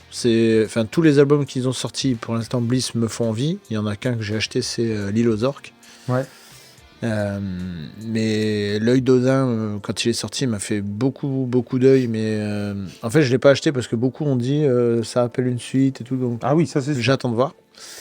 Mais il y en avait un autre, ENIAC, un truc comme ça. ENIAC, ouais, qui m'a fait beaucoup envie. J'en ai parlé. Et celui-là, oui, il me fait beaucoup envie aussi. C'est vrai que Bliss, moi, c'est une maison d'édition que je suis depuis le début. Quand il sortait Valiant, j'achetais quasiment tout, jusqu'à ce que Valiant ce soit vraiment plus supportable. C'est fou, hein. Quand ça a pris un tournant. Et apparemment, de ce que je sais, aux États-Unis, ça repart. Ok. Donc, à voir. Mais là, pour l'instant, ce qu'ils ont sorti, c'est vrai que ça me fait plus envie. Mais c'est vrai que Valiant, au début, c'était un univers de fou. Moi, je suis tombé en amour sur Harbinger. Ouais, il paraît que Harbinger, Bloodshot, quelque chose, quoi. Valiant et Bloodshot, c'était un les meilleurs déjà. univers qui se créait, hyper accessible. Ouais. Les séries qu'ils lançaient étaient à chaque fois des arcs complets, donc ça permettait Oui. de pas se perdre dans une continuité, etc. Mm. Et oui, il y a eu une disparité là, pour l'avoir vécu côté éditorial avec Bliss, parce qu'à l'époque je travaillais avec eux. Et ça a été un bonheur parce qu'en vrai j'ai lancé la maison, enfin en communication j'ai accompagné Florent de Glotang, donc le créateur de la maison quand j'avais ma vie d'attaché de presse, et ça a été un bonheur de lecture et de partager ça parce que l'univers était fantastique, quoi. Et après, malheureusement pour eux, c'est vrai que ils sont tributaires de ce qui sort chez Valiant. Et c'est vrai qu'au bout d'un moment, Valiant, il y avait des trucs, c'était ennuyeux, quoi, donc ça valait plus le coup de les acheter. Mais c'est vrai qu'au début, Valiant, moi j'adorais ça. Et Bliss, c'est vrai que on sent que la mentalité du gars, on sent qu'il est un peu dans le même délire pour moi que 404, c'est-à-dire trouver des pépites. Ouais. Alors il y a l'avantage d'avoir... Il y a un label là en plus avec Bad ID. Voilà, c'est ça, il a l'avantage d'avoir Bad ID, qui sont tous les anciens de chez Valiant. Mais ils ont l'air de proposer un peu le même délire, des one-shots très particuliers, très spéciaux. Et alors je t'avouerai que le noir et blanc le photoréalisme, moi j'ai du mal. Mais l'histoire a l'air pas mal, donc je sais pas, mais je sais que Bliss, oui, j'aime beaucoup cette maison. Bah, par contre, il vous dit des conneries, hein, parce que s'il vous dit qu'il n'en avait pas entendu parler, c'est faux. C'est faux. Je t'en ai parlé. C'est pas possible. Tu me parles trop de trucs. Ça fait une sonde d'oreille parce que ça va te coûter des onérons. Mais ça en montage, mais s'il vous dit qu'il vous... Je l'appelle le chétan. Je l'appelle le chétan parce que du coup, je viens juste boire le café et je repars avec 3 BD, donc non, j'évite d'aller chez lui. Je vais présenter des BD chers quand même. Évidemment. Et toi, du coup, c'est un truc. Oui, non, mais oui, ID, j'entends. Mais Valiant, tout ça. Moi, je connais pas du tout Valiant. Non, puis gros avantage aussi là, et c'est vrai qu'ils sont plusieurs éditeurs français qui font du comics, alors qui font de la BD américaine, parce qu'on a tendance à penser comics égale super-héros. Oui, bah oui, c'est un peu. C'est à faire des formats qui, nous, en tant que libraires, peuvent nous permettre de les mettre hors rayon comics, et du coup d'aller chercher des lecteurs qui ne sont pas des lecteurs de comics. Et moi, en fait, je l'ai vendu, le studio, je l'ai vendu à quasiment aucun n'était des lecteurs de comics. Ouais. Et quand je parlais de Lovecraft, à la limite, c'est certainement l'argument qui faisait le plus mouche à ces amateurs-là de ce genre de fantastique un peu étrange, comme je disais, un peu sur la corde de la folie. Et Urban fait ça aussi. Urban fait ça très bien, et c'est vrai que ça nous permet d'aller chercher d'autres lecteurs, quoi. Ouais, c'est cool. Des lecteurs de BD. Mais de toute façon, ça, j'ai dans l'idée que tous les éditeurs de comics l'ont bien compris. Et On l'a vu avec Urban Comics. Urban aussi, bien sûr. Avec le grand format. Avec le grand format. Ouais. Il n'y a que celui dont je ne vais pas prononcer le nom en comics. Non, je l'ai pas là. Il a compris. Ah, d'accord. Non, mais parce qu'il y a que 2 éditeurs de comics. Il y en a un qui fait plutôt un bon boulot avec une belle publication. Oh, ils sont arrangés, l'autre. Hein. Non. C'est mieux. Hein. non, il y a du mieux. Hein. Ouais, ça se voit que t'es pas libraire. Hein. C'est J'adore. insupportable. C'est insupportable. C'est vrai. Tu nous avais parlé l'année dernière des Par rapport à quoi ? Par rapport au fait que les gens s'y retrouvent pas que Mais moi, le premier, en tant que lecteur, tu veux que je te montre mon rayon Daredevil, tome 1, Daredevil tome 2, Daredevil tome 1. Oui, non. Alors, je les classe comment ? Ah, faut que je regarde les auteurs. Non, mais sérieusement, t'es lecteur, tu fais comment pour suivre une continuité Oui, mais c'est pareil sur Urban.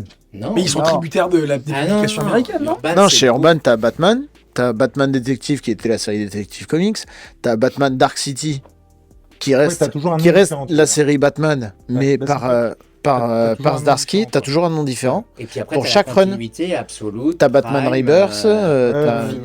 Infinite, Prime, avant c'était Rebirth. Enfin, d'un mais c'est point vrai de que vue marketing, quand t'es lecteur, tu t'en rends pas forcément compte, tu vois. Oui, parce que Non. C'est vrai que Urban, Daredevil, quand t'es un Urban, lecteur, Company, ils oui, suivent la publication Glass. américaine. oui, Aux États-Unis, Daredevil, Rebirth, oui, Prime, voilà, tout ça, ouais, c'est concret. en dehors Oui, de. quand tu regardes, des voilà, fascicules, comme je te disais, en dehors Batman des ou même fascicules, Superman, oui, à chaque défi- run, t'as un nom différent. Je te défie de pouvoir te dire à quel moment Bien sûr. je reprends la continuité pour comprendre à quel arc ça correspond. Ça, je sais bien, ouais. Et quand tu t'y connais, nous on sait que Parce que Daredevil, t'as le Daredevil de Bendis, t'as le Daredevil Oui, de non, c'est Brubaker, vrai. t'as tout ça. Et ce Mais que un je veux nouveau dire, lecteur, c'est que Urban et Panini suivent les publications telles C'est qu'elles pas sont le faites aux problème de États-Unis. la c'est suivi pas des le problème. publications, c'est le problème de la manière dont tu les identifies pour qu'il y ait quelque chose Non, de mais c'est- clair à un moment donné quand tu veux. Dark City, Oui, si oui, tu bien lis tout sûr. Dark City, t'as un arc. Oui, voilà, c'est ça. Bien Tu sûr, vois. bien sûr. T'as un run, quoi. c'est Ah pas ouais, Batman. c'est Alors, nous, Oui, en non, mais tant j'entends que aujourd'hui, on qu'amateurs, le sait, c'est pas mais en Batman fait, de Zdarsky. Bien sûr. Mais en nouveau lecteur, il a Batman Dark City. Ouais, Oui, ouais, bien non, sûr. c'est- Et à aujourd'hui, moi qui suis Oui, plutôt team Marvel parce que j'ai grandi avec les Strange, Bien avec sûr. les nouveaux fascicules de X-Men, etc. Ben, moi j'ai tendance à plutôt les orienter vers du DC pour parce qu'ils que- sentent- pour parce qu'ils que c'est plus facile à récupérer une continuité où tu vas suivre un arc clair. Voilà, si tu veux prendre la continuité, je sais qu'il faut prendre Prime. Bien sûr. Là aujourd'hui dans hors fascicule, s'ils veulent reprendre la continuité, Complètement, elle est où la continuité en fait? Tu vois. Et en plus, C'est tous les Urban clients se a, ressemblent. Urban a cet avantage-là qu'en ce moment, DC est en feu, alors que Panini, Marvel, c'est un peu la galère. L'absolu. Il y a Absolute Ultimate. Batman d'un côté, mais de l'autre, c'est Ultimate. Oui, mais même sur la continuité, le Ça Prime, va s'arrêter, Ultimate. par Ah oui. rapport à Marvel en Oui. continuité, ils sont pas ouf. Oui, quoi. oui, d'accord. Tout ce que j'en entends, moi je le lis pas, mais tout ce que j'entends des Spider-Man et des Apparemment, choses comme ça, revient, c'est mais, pas ouf. C'est clair que ça n'a pas été là. Alors que les Prime, apparemment, tout le monde dit, et enfin le peu que j'en ai lu, ça confirme. Ouais. Ils m'ont fait même revenir sur Batman avec Gods of Gotham. Ghost Dog, voilà. Ghost of Gotham. Ah, ça, il faudrait vraiment. Et oui, DC en plus est loin en avance sur Prime. Je dis pas que Ultimate c'est nul, Oui, non, mais sur vraiment sur la Ouais. vraie continuité quoi. Ouais. Et en plus c'est Absolute. Et est-ce qu'on se le garde Ouais. Pour conclure. Pour conclure. Tu voulais nous parler d'une BD, Léna? Ouais, je voulais vous parler de MAD, donc MAD, le tome 2. Tiens, je le donne, peu importe. J'avais parlé du premier tome dans un apéro BD précédent et j'avais eu un vrai coup de cœur sur ce titre. Du coup, j'avais hâte d'aller sur la suite parce que j'avais vraiment beaucoup aimé. Alors, je me suis quand même relu le premier tome avant d'enchaîner sur le deuxième parce que ça faisait un petit bout de temps quand même que je l'avais lu. Et qu'est-ce que j'ai repris du plaisir à le lire, j'ai retrouvé les mêmes sensations. Donc, juste pour rappel, dans ce monde, on se situe en Russie à la suite d'une guerre qui a opposé les mécams, donc tout ce qui est robots, aux humains. Et aujourd'hui, on est arrivé à une sorte de statu quo quand même où les deux vivent un peu séparés, mais c'est toujours tendu.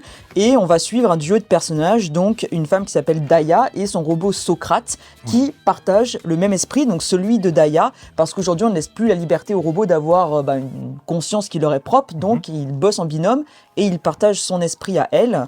Et donc, dans le premier tome, on suivait une enquête dans cet univers un petit peu post-apo.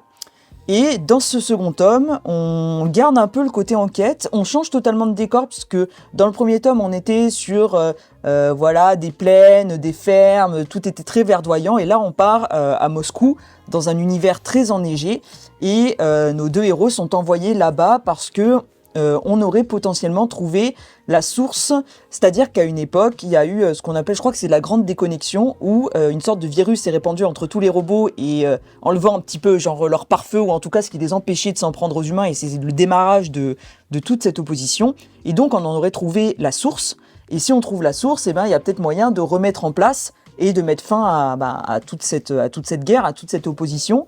Donc nos deux personnages sont envoyés dans cet univers pour essayer de faire la lumière un petit peu sur tout ça. Et ce que j'ai adoré, j'avais adoré l'enquête du premier tome parce qu'on avait une enquête un peu polar dans un univers différent. Et là, ce second tome explore encore plus le lore qui a été mis en place. Il explore les origines un petit peu. Et du coup, ça m'a encore plus plu parce que j'avais davantage de réponses sur cet univers. Et pareil, quoi, ça a été un vrai coup de cœur. J'adore ces personnages. Il y a ce côté où Daya, c'est une femme qui a vécu des choses un peu difficiles, qui est très cynique, alors que Socrate, c'est le robot qui l'accompagne, qui a un côté un peu naïf, positif. Et le choc des deux, et le binôme fonctionne super bien. Et là, c'est pareil, ce second tome, vraiment, j'ai adoré. Les dessins sont top, il y a énormément de détails. Il y a des planches parfois où on s'attarde parce qu'on veut voir tous les détails qui ont pris la peine d'être dessinés. C'est assez riche. Et j'ai vraiment beaucoup aimé ce second tome. Ça pourrait s'arrêter là, parce que même le premier tome, en fait, même si on avait cet univers qui restait à explorer, l'enquête était terminée. Et là, on pourrait s'arrêter là aussi. Je ne sais pas si un troisième tome est prévu. Ce qui est sûr, c'est que j'espère que c'est le cas et que si il y en a un, j'irai absolument dessus parce que j'ai adoré. Et en tout cas, voilà, c'est une vraie reco, un vrai coup de cœur. J'ai vraiment beaucoup aimé les deux tomes de Mad. Comment tu m'as chauffé. C'est vachement... ça a l'air trop cool. Visuellement, elle a le tome 1 chez elle aussi. Ouais, tu pourras le dire ce soir. Je l'ai vu hier dans sa bibliothèque. En mangeant, tu vois. Je sens qu'ils vont raccourcir la raclette aussi. J'ai des trucs à lire. Non, ça va plutôt être l'inverse. Il va avoir tellement mangé de raclette qu'il va s'endormir au bout de 2 pages. Non, mais c'est vraiment... ça a l'air vraiment top. Tu connaissais, Nico ? Non, mais tu m'as donné bien envie de le lire, en tout cas. Non, ça a l'air Et sympa. tu l'as dans ta bibliothèque, du coup ? Oui, je crois que je l'ai, ouais. Et Nico, toi, c'est un truc qui te branche ? Tu me parles de Russe, tu me parles de trucs apocalyptiques, tu me parles de trucs comme ça, tu me parles de robots. Non, ça n'a rien à voir avec les nazis. Arrêtez. Mais est-ce qu'on a dit quoi ce tu soir ? me parles de ça, tu me parles du film espèce d'Uchronie aussi. C'est un peu. Non, c'est clair. Moi, ça me hype. J'ai regardé vite fait les graphismes. Et puis c'est tout ce que super j'aime, riche. tout ce que Honnêtement, j'aime. les BD sont tout souvent ce que pas t'as dit, ultra longues, mais c'est super riche, mais tu te sens pas noyé par les informations. Du coup, tu prends du temps à le lire et t'as vraiment, t'as pas l'impression d'être volé. Tu te dis pas, putain, c'est déjà fini, quoi. Bizarre, T'as c'est un truc qui vraiment. est passé sous les radars, tu vois. Enfin, la manière dont on parle, Le premier, je me souviens que tu avais bien aimé. Ouais, carrément. Carrément.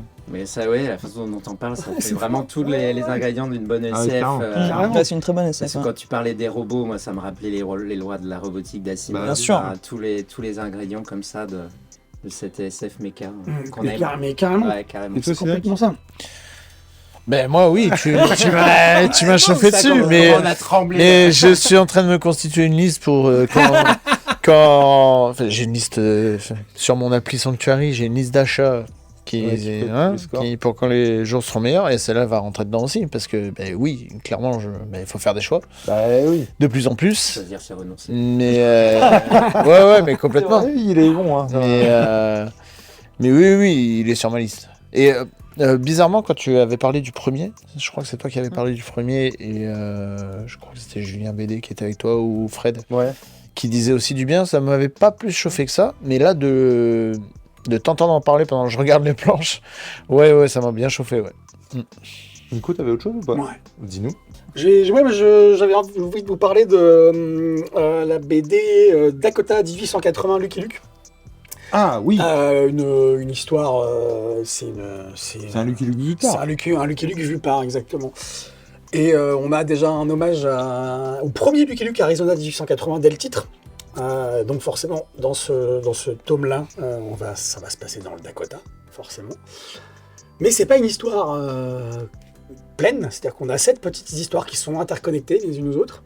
Et on va suivre un Lucky Luke qui n'est pas le Lucky Luke qu'on a l'habitude de voir dans la série. C'est pas le Lucky Luke qui va de ville en ville avec Rantanplan, les Dalton et tout ça. Là, non, c'est vraiment un Lucky Luke qui doit escorter une diligence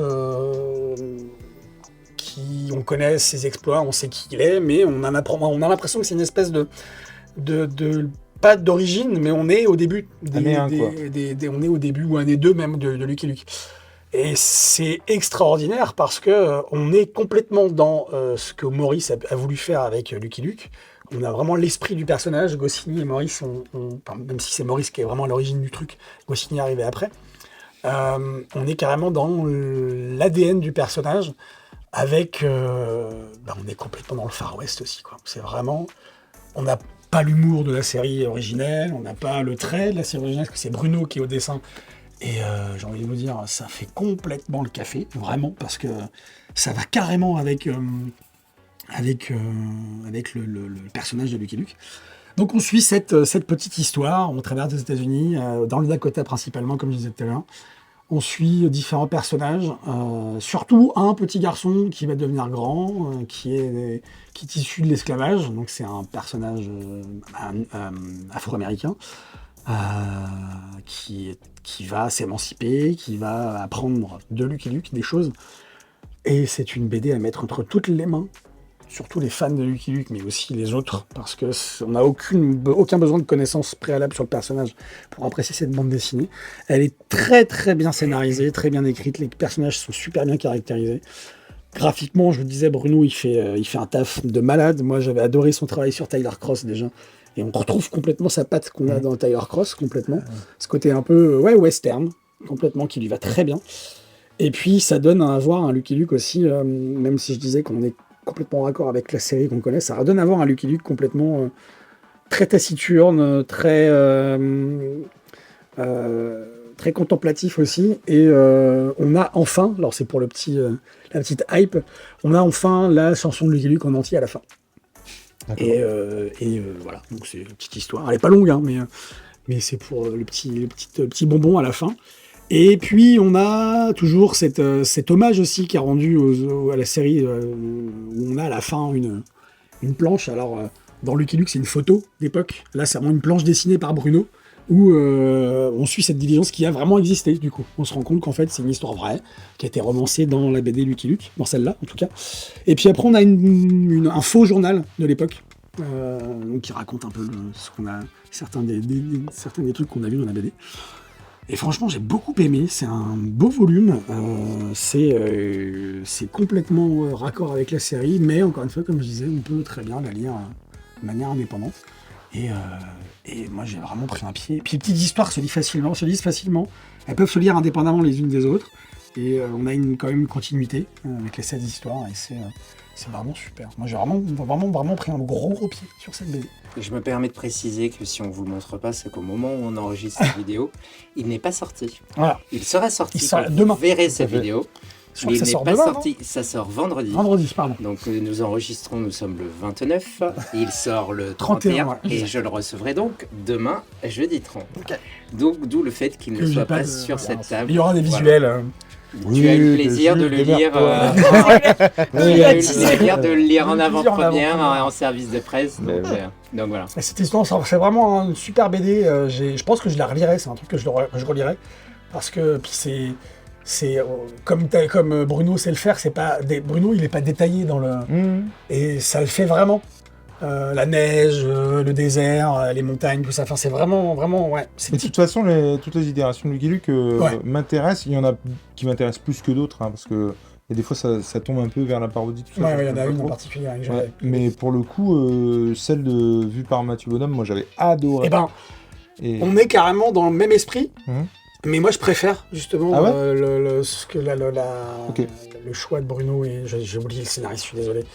Le nom du scénariste. Et, je préfère vraiment, c'est ce que je me suis dit quand j'ai commencé après les deux premières histoires, je me suis dit, purée, ouais, je préfère personnellement, parce que Mathieu Bonhomme, il a pu proposer. Pardon. Et c'est un truc qui vous dit, vous, Cédric, de lire les nouvelles itérations de Lucky Luke ? Ben justement, non.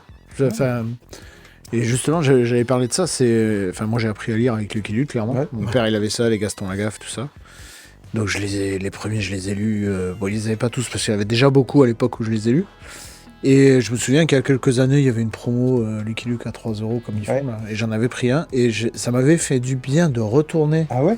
en enfance comme ça. Enfin, ça m'a. Ouais, complètement. Je suis revenu, moi, gamin, avec mon père à côté et tout. Donc vraiment, ça m'avait fait vraiment du bien. Mais les nouvelles itérations comme ça et tout, je sais pas. Et surtout, en fait, c'est surtout le dessin qui m'avait fait revenir. Donc, un autre dessin, je pense, me plairait moins, quoi. Si je puis me permettre, que ce soit Mathieu Bonhomme ou là Bruno et le scénariste dont j'ai encore oublié le nom, ils apportent un truc au personnage. Des choses peut-être qui n'ont pas été explorées par Maurice et Goscinny, et puis après par les autres qui ont pris la suite.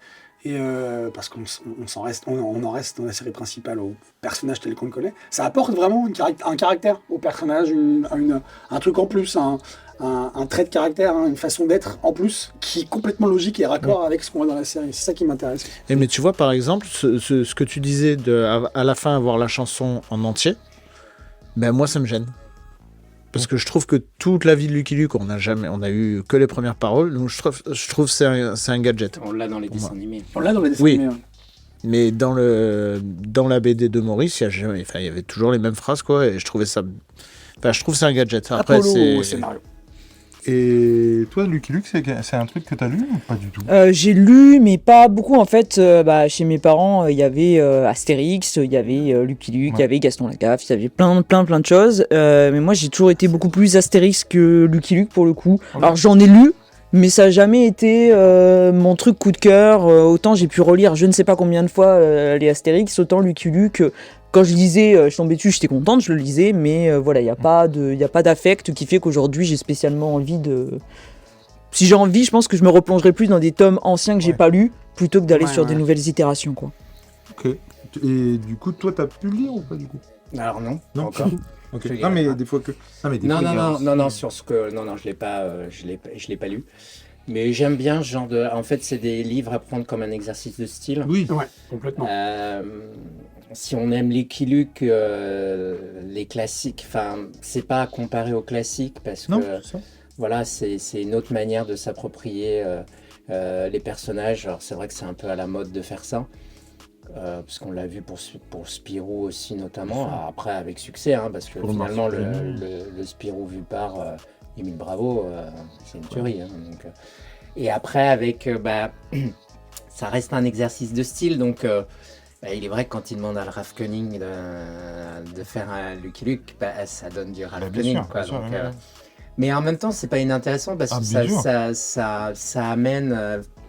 C'est pour des lecteurs qui ont cette curiosité, cette ouverture d'esprit-là d'aller vers autre chose que le côté Madeleine de Proust du personnage avec ce qu'il constitue. Après, toujours faire attention à pas tomber dans des excès et voilà, exercice de style tout en respectant une forme d'ADN du personnage. Ouais, moi j'aime bien. Souvent c'est des petits bonbons Oui. à prendre De comme toute façon, ça. il faut pas non plus. En fait, il faut plus trop en attendre, quoi. Très clairement. Cédric, t'avais autre chose pour nous? Oui. Alors, j'hésitais entre deux. Et en fait, quand j'ai entendu Nico parler de Bruno, ça m'a rappelé qu'il y a un album qui est sorti il y a quelques temps en franco-belge. Je pensais que tout le monde allait en parler, et bizarrement, il est passé un peu vite fait sous les radars. Et moi, je l'ai adoré, c'est Electric Noise de Fabien Nury et Bruno. Ah, ouais. Donc, les auteurs et dessinateurs de Tyler Cross. Mhm. Et j'ai kiffé cet album et je pensais même que j'allais voir. Alors, je suis beaucoup la chaîne de BD16, de la librairie BD16. Je pensais que c'était vraiment leur style et ils en ont vraiment parlé vite fait, mais pas plus que ça. Et donc, en fait, c'est l'histoire d'un auteur de science-fiction. Enfin, un mec qui est auteur de science-fiction et qui décide plus ou moins de créer une religion. Donc, clairement, c'est la vie romancée de Ron Hubbard. D'accord. Mais ça part complètement en cacahuète. c'est barré que c'est un peu plus. Enfin, le mec voit son bulldog, il pense que c'est un extraterrestre. Enfin, Ah, mais je crois alors, que j'en ai entendu. justement, à aucun moment on sait s'il le pense vraiment ou s'il sait que c'est du pipeau et qu'il veut monter son truc, quoi. Donc, on suit l'histoire de la part d'un éditeur qui essaye au début de l'éditer et qui se rend compte que le mec part en cacahuète, mais l'éditeur sa femme se fait surtout embrigader par l'auteur, quoi. Ouais. Et rentre dans son délire complètement. C'est complètement halluciné. Enfin, les dessins de Ouais, Bruno c'est ça pour qui ça peut vont intéresser, quoi, très bien. Ouais. Ouais. Il y aura un tome 2, c'est sûr, je pense. Et c'est bizarrement passé sous les radars. Alors là, j'en parle vaguement parce que c'est vrai que je me souviens de l'histoire vaguement, mais il faut que je le relise. Mais je me souviens que quand je l'ai lu, je l'ai dévoré déjà. Et c'est excellent parce que tu sais plus où t'es, tu sais plus si c'est vrai, si c'est faux, si le mec sait ce qu'il fait ou s'il est complètement halluciné. Et vraiment, c'est très, très, très, très bien. Et moi, je me suis dit, ouais, tout le monde va en parler, les librairies BD 16 ou les gens qui parlent beaucoup de BD chez vous, genre Julien BD et tout. Et bizarrement, je crois que Tom l'a vite fait évoquer, mais vraiment vite fait. Ouais. Mais vraiment, genre, il en a parlé, genre, j'ai lu ça, quoi. Ouais, je crois qu'il disait, ouais, j'ai lu ça ou ça, qu'est-ce que vous voulez? Et du coup, c'est l'autre qui avait Ça été me fait choisi. penser à un titre de... Mais non, Old Geek. Je crois qu'Old Geek en a parlé, non? C'est pas Peut-être, je t'avouerai que je suis pas trop... parce que ça me fait Il parle penser à- de franco-belge? Ah oui. Ah, Mais bah il alors parle peut-être. surtout d'un chien et tout, et ça, Oui. ça me... Oui. me Bah, la parle. couverture, c'est le bulldog français. Ouais. Et c'est... Alors, je sais pas à quel point c'est romancé. Ouais. En tout cas, c'est très inspiré de la vie de Ronebard, Ouais. clairement. Et au début, je le savais pas, donc je commence à lire, puis je vois l'histoire d'un auteur de science-fiction qui part en cacahuète et tout. Je dis, mais attends, ça... Et en fait, oui, clairement, après, je me suis renseigné, c'est clairement de ça que ça parle. Et c'est un truc que vous avez lu ou pas du tout? Ça vous parle ou... Moi, celui-ci, non, je l'ai pas lu, même si j'adore Bruno. Mais Ouais. c'est vrai que celui-ci, j'ai pas eu le temps de le lire. Mais moi, c'est un auteur dont j'adore le dessin, Ouais, et puis qui a un art, je trouve, de la narration. Moi, je l'ai découvert dans Nemo. Je sais pas si vous Ok, l'avez ok. lu, Nemo. Un petit livre. Et franchement, je trouve qu'il est capable de raconter beaucoup en une planche et en peu de dialogue. Et c'est vrai que j'avais commencé à le lire, effectivement, je l'ai pas lu en entier, Electric Mice, et on retrouve aussi ce côté, enfin, il a, Ouais, c'est Bruno, le tome 1, donc il y aura un tome ouais, 2. il a un art de la narration qui est, même dans Tyler Cross. Mais hein, on Tyler retrouve ce Cross, ouais. Moi, j'ai pas lu la fin, faut vraiment que je fasse Pareil. l'intégrale.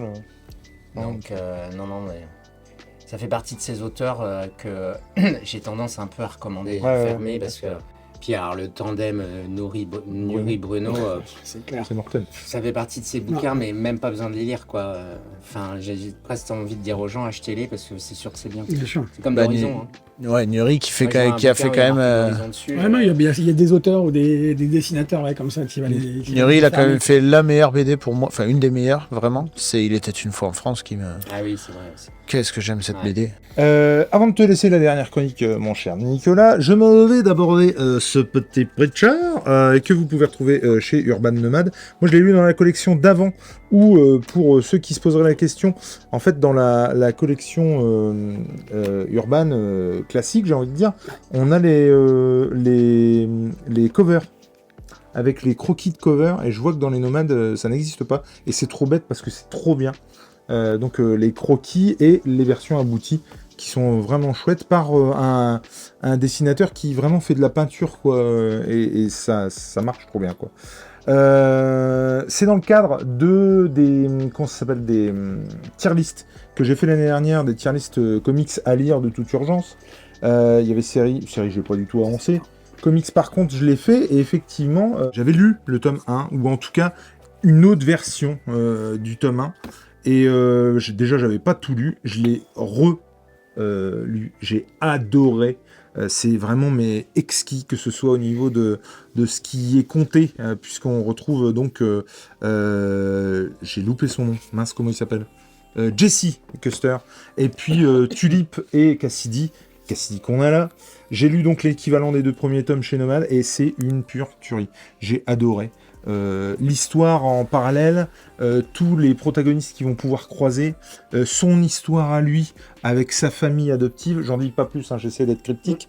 Dans celui-là, on a l'histoire de Cassidy. C'est génial, c'est absolument génial. Dans celui-là, on a aussi l'histoire du père de Jesse qui lui a fait la guerre. Et vraiment, à la lecture, tu te dis, mais merde, c'est pas possible, effectivement, Garth Ennis, il a vraiment un truc avec ça, parce que il peut pas s'empêcher de foutre de la guerre partout. Et c'était trop bien, franchement, j'ai hâte de me taper le tome 3, je vais essayer de lire les 5 tomes avant la tier list de Noël de cette année, et pour vous faire un petit bilan, mais je ne pouvais pas faire un point d'étape, j'ai envie de dire, sur ces 2 premiers tomes, parce que, mais bordel, quel kiff, quoi. Mais c'est punchline sur punchline, c'est des situations complètement rocambolesques avec des personnages truculents et à la limite, enfin, j'allais dire à la limite de la caricature. Non, ce sont des caricatures, mais pour autant, mais ça marche du feu de Dieu. Et Garth Ennis, mais qu'est-ce qu'il est irrévérencieux. J'avoue que en fait, on a un point d'étape justement à chaque numéro. Que j'avoue je saute parce que voilà, mais je ne sais pas si c'est aussi dans les nomades, et non, sur les nomades ils le disent pas. En fait, à toutes les fins de chapitre, t'as un courrier de lecteur ou un point d'étape sur on a essayé de faire ci, on a essayé de faire ça, qui est très intéressant. Pour le coup, je les saute, mais je pense que j'y reviendrai après pour picorer ce genre de trucs, parce qu'il s'adresse directement au lecteur, et c'est très très chouette. Je ne peux que vous conseiller la lecture de Preacher. Par contre, attention, évidemment, âme sensible, s'abstenir, à ne pas mettre entre toutes les mains. Mais je crois qu'il y a même une mention. C'est incroyable, quoi. Et c'est effectivement 10,90, 13,90 chez Urban Nomad. Et mais quelle bonne idée d'avoir mis ça dans cette collection. C'est impératif de lire ça. Je ne sais pas du tout ce que vaut la série. C'est pas bon. J'ai pas du C'est tout. pas bon. J'ai Pas d'accord. J'ai tenté de la regarder, les premiers épisodes. Et Moi, j'en ai entendu que des bons Je échos. m'y suis pas retrouvé du tout, en fait. Bah, moi, Après, j'ai découvert par la série, justement. Ok. La première saison, c'est vrai, j'ai adoré. Ouais. La deuxième, j'ai décroché. Mais la première saison est formidable. T'as bien. Ouais. Ok. Et on peut s'arrêter à la fin de la première saison. D'accord. Ok. Et quant à la BD, ouais, moi, je plus sois ce que tu Bah, dis. Alors, je l'ai pas fini. Je les ai chez moi, les gros tomes. Ouais. Et j'ai adoré. Il y a une idée particulièrement qui me fait crever de rire. Je pense que tu y es arrivé. Dis-moi. C'est une espèce de secte qui essaye de garder ouais, voilà. Ouais. Qui essaye de garder. Et cette idée est géniale parce qu'ils essayent de garder du coup le sang direct de Jésus. Ouais. Mais du coup, à la fin, ça donne un gars complètement consanguin Ouais, c'est ça. qui est débile au possible. Même J'ai trouvé l'idée le formidable. chef de cette secte est complètement C'est ça. à la fois physiquement rebutant, il y a de la consanguinité, mais en même temps, il fait froid dans le dos, alors qu'il fait rien. Enfin, il arrive vraiment à instaurer quelque chose. Et puis, il y a le sein des tueurs. Enfin, il y a des personnages comme ça. Et même Tulip, donc tu sais pas encore... alors là, il s'est passé 2-3 trucs, tu commences à te poser vraiment des questions. Mais sinon, elle a pas de particularité entre deux grosses guillemets. Et non, c'est vachement... Et Cassidy, que au début, tu te dis, mais qu'est-ce que c'est que ce mec? Puis au final... ouais, là, il vient de raconter sa vie de vampire, finalement, comment il est devenu vampire et comment il a traîné de bar en bar avec des potes jusqu'à sa rencontre avec Jesse. Et c'est... Ouais, non, c'est... Enfin, moi, j'adore cette série de fou. Elle est vraiment dans mon top 5, je pense. Et toi, Nico, tu l'as lu? Alors, cette série, qu'elle soit la série télé ou celle-ci, je la connais pas. Je sais pas si je suis très fan des trucs super sanglants. Après, parce que j'avoue, j'avais lu un peu dans... Je sais pas si le mot dans cet esprit, mais dans le côté un peu trash, j'avais commencé à lire The Boy. Ouais. Et déjà que je trouvais la série, mais... Wow, what the fuck. Et alors, le comics, il est pire. Donc, non, je voudrais juste faire une petite parenthèse sur ce que je disais tout à l'heure. En revanche, je critique pas mal Panini sur sa gestion éditoriale de Marvel. En revanche, la version Panini de Nomade, donc les poches, est très bien faite parce que là, pour le coup, à l'inverse de ce que je disais tout à l'heure, je trouve qu'il y a des arcs assez faciles à suivre, ce qui permet de suivre, même si c'est pas complètement une continuité, mais d'avoir des histoires complètes avec le nom de l'arc Ouais, c'est ou ça. du run, le tome 1, 2, 3 et quelque chose d'assez simple. Ils ont fait un peu Qui ce qu'ils ont permet- fait avec les Marvel Icons à l'époque. Ouais. Ouais, et puis Et- le catalogue Pocket, je trouve qu'il est. Enfin, Je Marvel trouve presque Pocket, mieux que... il est ouf. Ouais, il y a des séries, je suis pas persuadé qu'il les ait rentabilisées, ou alors je sais pas, mais il les sort déjà. Et genre, enfin, moi je trouve ça bien que une série comme Ultimate Spider-Man, sur Ouais. laquelle j'allais pas parce que c'était des omnibus et que bah là, qu'ils le sortent en Pocket, je trouve ça excellent, quoi. Non, et puis ce qui est... Alors, moi, je me fais toujours des poches parce que toutes les BD ne sont pas toujours adaptées pour être imprimées au format poche. Et c'est vrai que le comics, ça s'y prête quand même plutôt pas mal parce que ça fait pas une grosse réduction par rapport au fascicule d'origine. Puis le Et panier- ça le rend plus accessible, on parlait des prix, ça le rend quand même plus accessible. Puis le comme disait Panini est un Cédric. poil plus grand que le Ouais. Nomade. Oui, C'est pas grand chose, Non. mais. Mais confort de lecture, c'est ouais. ouais, parce que moi je l'ai vu en BD, d'ailleurs je l'avais dit à la représentante, il y avait eu une BD comme ça qui était parue et c'était illisible, Ouais. mais c'était même Chez fatigue. Nomade. Non, en Non, BD classique. ouais, Casterman, Euh, avec Lena l'avait fait ça. Ouais, et Des c'était formats écrit plus petits. tellement petit que même avec mes lunettes, Ouais, c'était physiquement fatigant, quoi. Alors qu'en comics, alors petit point, je trouve intéressant avec avec les nomades, c'est qu'on a aussi beaucoup de séries hors super-héros. Ouais. On va retrouver du Fable, on va retrouver... Y le dernier homme. Planetary. ouais, exactement.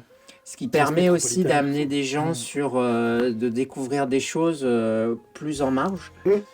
Et un peu moins consensuelles. Alors c'est vrai que Panini a fait aussi The Boy, mais en surfant sur la série. Sur la série, ouais. bien Sur sûr. la série.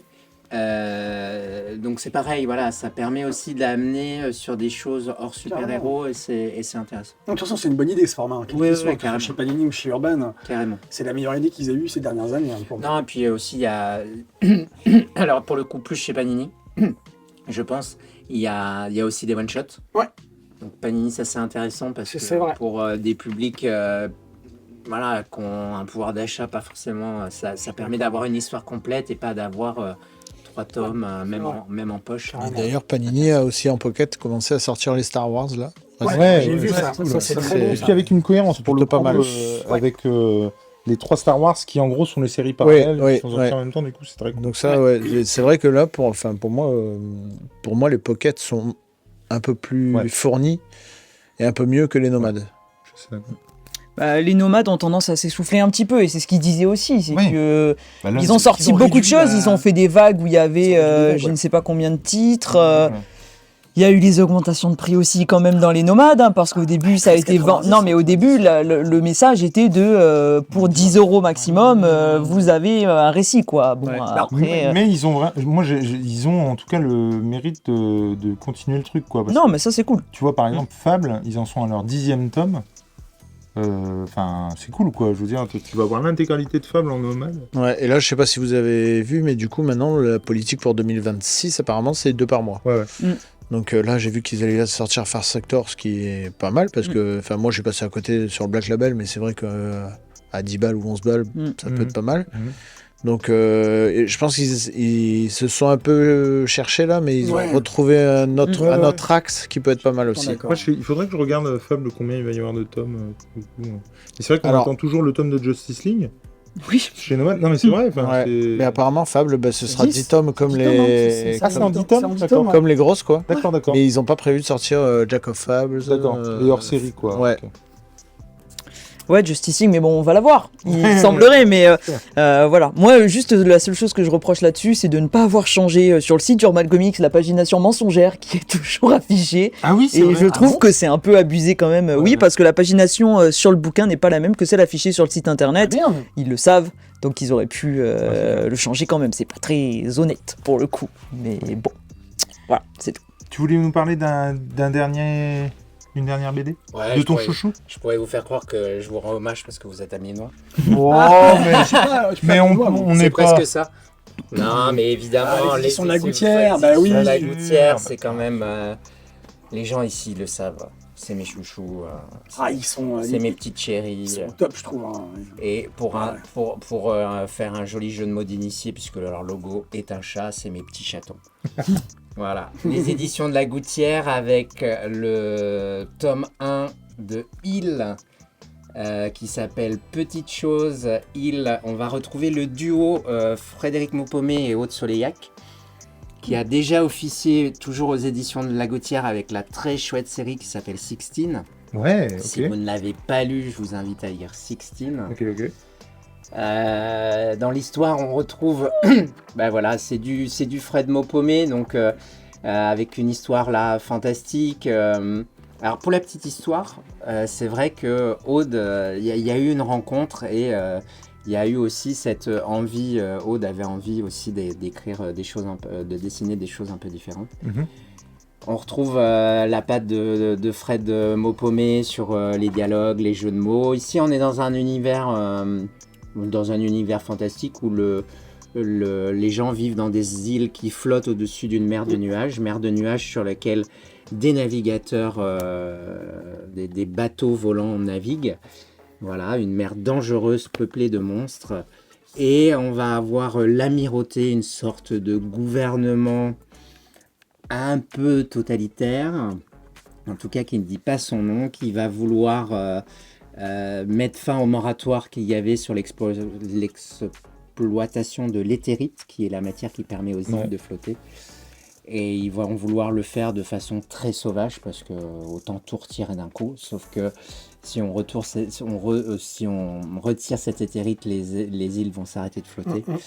Donc on va avoir le petit groupe de personnages ici, composé, alors j'ai plus leur nom en tête, voilà, dont on va apprendre un petit peu les origines dans ce tome. Donc qui est cette navigatrice qui semble fuir quelque chose et qui va être attrapée par son passé et qui va devoir justement l'affronter, ce passé, pour pouvoir empêcher l'amirauté de cette surexploitation. Toute coïncidence écologique, je pense, n'est pas fortuite, puisque c'est une manière aussi... voilà, donc c'est un album comme les éditions de la Gouttière savent le faire, comme Fred Maupomé sait écrire, et comme Aude Soleillac peut être capable de le dessiner. Moi, j'adore cette dessinatrice, je trouve que d'album en album, elle s'améliore. C'est une dessinatrice qui avait commencé il y a des années avec Le Tour du Monde en 80 jours, signé Loïc Dolvilliers au scénario. Voilà, puis en plus de ça, c'est des auteurs adorables. Et donc, moi, j'ai beaucoup aimé, en dehors de la fiction que j'ai pour les auteurs. Comme je dis souvent à mes clients, faut pas croire, c'est pas parce que c'est des copains que j'en parle, parce que c'est les pires bouquins à lire. Ouais. Parce que si on l'aime pas, faut savoir leur dire. C'est clair. J'ai jamais eu à le faire. Non, mais c'est ça qui est chouette, effectivement. Et non, mais c'est vrai que, moi, j'aime beaucoup l'écriture de Frédéric Maupomé. Je trouve qu'il a vraiment une vraie patte. Il sait toujours instaurer un peu d'humour dans ses dialogues. Aude a un style qui fait jeunesse, mais qui n'est pas non plus enfantin. Donc c'est moi ce que j'aime à appeler de la jeunesse familiale, de la jeunesse tout public. Parce que qu'on ait 12-13 ans ou 40 ans passés, c'est plaisant pour tout le monde. Donc voilà, un beau cadeau à offrir, un bel album à lire. Et voilà, j'ai adoré. Et puis c'est vrai que c'est une maison d'édition que j'aime défendre, voilà, parce qu'il le mérite. Non, mais c'est clair. Et sa mère qui sont... Ah merde. Mais oui, mais c'est pas étonnant, parce que c'est vraiment de chouettes personnes. Ouais. Effectivement, et quand on les voit en festoche, tu sens que c'est des passionnés en tout. Ouais. Et non, c'est... Ouais, et puis il y a beaucoup de... Et alors là, pour le coup, j'en parle avec beaucoup de sincérité, parce que moi j'ai travaillé avec eux, je les ai vus travailler, ils accompagnent beaucoup les auteurs, et il y a un vrai soin éditorial apporté dans le suivi, dans la fabrication, dans l'envie de faire des choses aussi avec les auteurs. Donc voilà, c'est beau. Je salue le travail des auteurs, mais c'est vrai que c'est aussi important, surtout j'en parlais pareil pour Bliss tout à l'heure. Quand on a des maisons d'édition indépendantes comme ça, des petites maisons qui essayent aussi de proposer autre chose, il faut le dire, c'est une maison notamment permet les lectures à partir de 3 ans. Ouais. Ouais. Voilà. C'est Des la fois, série que je recommande le plus à partir de cet âge-là, c'est Il y a Myrmidon. des BD sans bulles en plus. Exact, Ouais. sans texte. Parce qu'il peut y avoir des pubs. Il peut y avoir des bulles, Choupisson. effectivement. Ouais. Choupisson, alors Choupisson, il y a du texte. Ah, Oui, c'est- mais ça va. le petit Mais indien il y là. Anouki, dessus. Anouki, et Dessus puis, dessous, donc la collection Les Mômes, Ouais. là plus récemment dans les formats à l'italienne, ils ont sorti la collection qui est géniale d'ailleurs, qui s'appelle Un monde sauvage, où dans chaque album on va Oui. suivre un animal avec un petit cahier pédagogique à la fin. Enfin voilà, d'ailleurs cet album-là il résume assez bien l'esprit de cette maison d'édition, c'est-à-dire voilà, de faire des livres jeunesse, de leur apporter aussi du contenu, le petit cahier pédagogique. Et d'ailleurs pour les enseignants, il y a beaucoup de Bien matériel sûr. aussi Mm, mm. à disposition sur le site de la maison d'édition. Donc voilà, ça s'appelle Ouais. Il, c'est donc Frédéric Montpomé et Aude Soleillac, et donc, au cas où vous l'auriez pas compris, c'est aux éditions de la Gouttière. Thomas, petite chose. Merci beaucoup, Nicolas, de nous Merci. avoir reçus ici. Merci, Merci à vous. d'avoir pu donner de si belles recos ce soir. Merci de nous suivre. Vous pourrez retrouver en description les éditeurs qui nous ont aidés à vous faire ces chroniques. Et puis, venez à la Malabule, à Lunel, parce que c'est... Côté de Montpellier, pour Tout ceux qui à ne fait. savent pas. Et pour être plus précis, si je peux me permettre, J'en prie. pile à mi-chemin entre Nîmes et Montpellier. Donc si vous habitez dans le Gard, vous pouvez venir aussi. Donc, Mais bien sûr. Vous serez bien accueillis. Et c'est les ça qu'on autochtones aime aussi. comprendront. Venez d'où que vous êtes. Voilà. Merci à vous. Et qui que vous soyez. Merci beaucoup. Merci. À l'année prochaine. Bisous.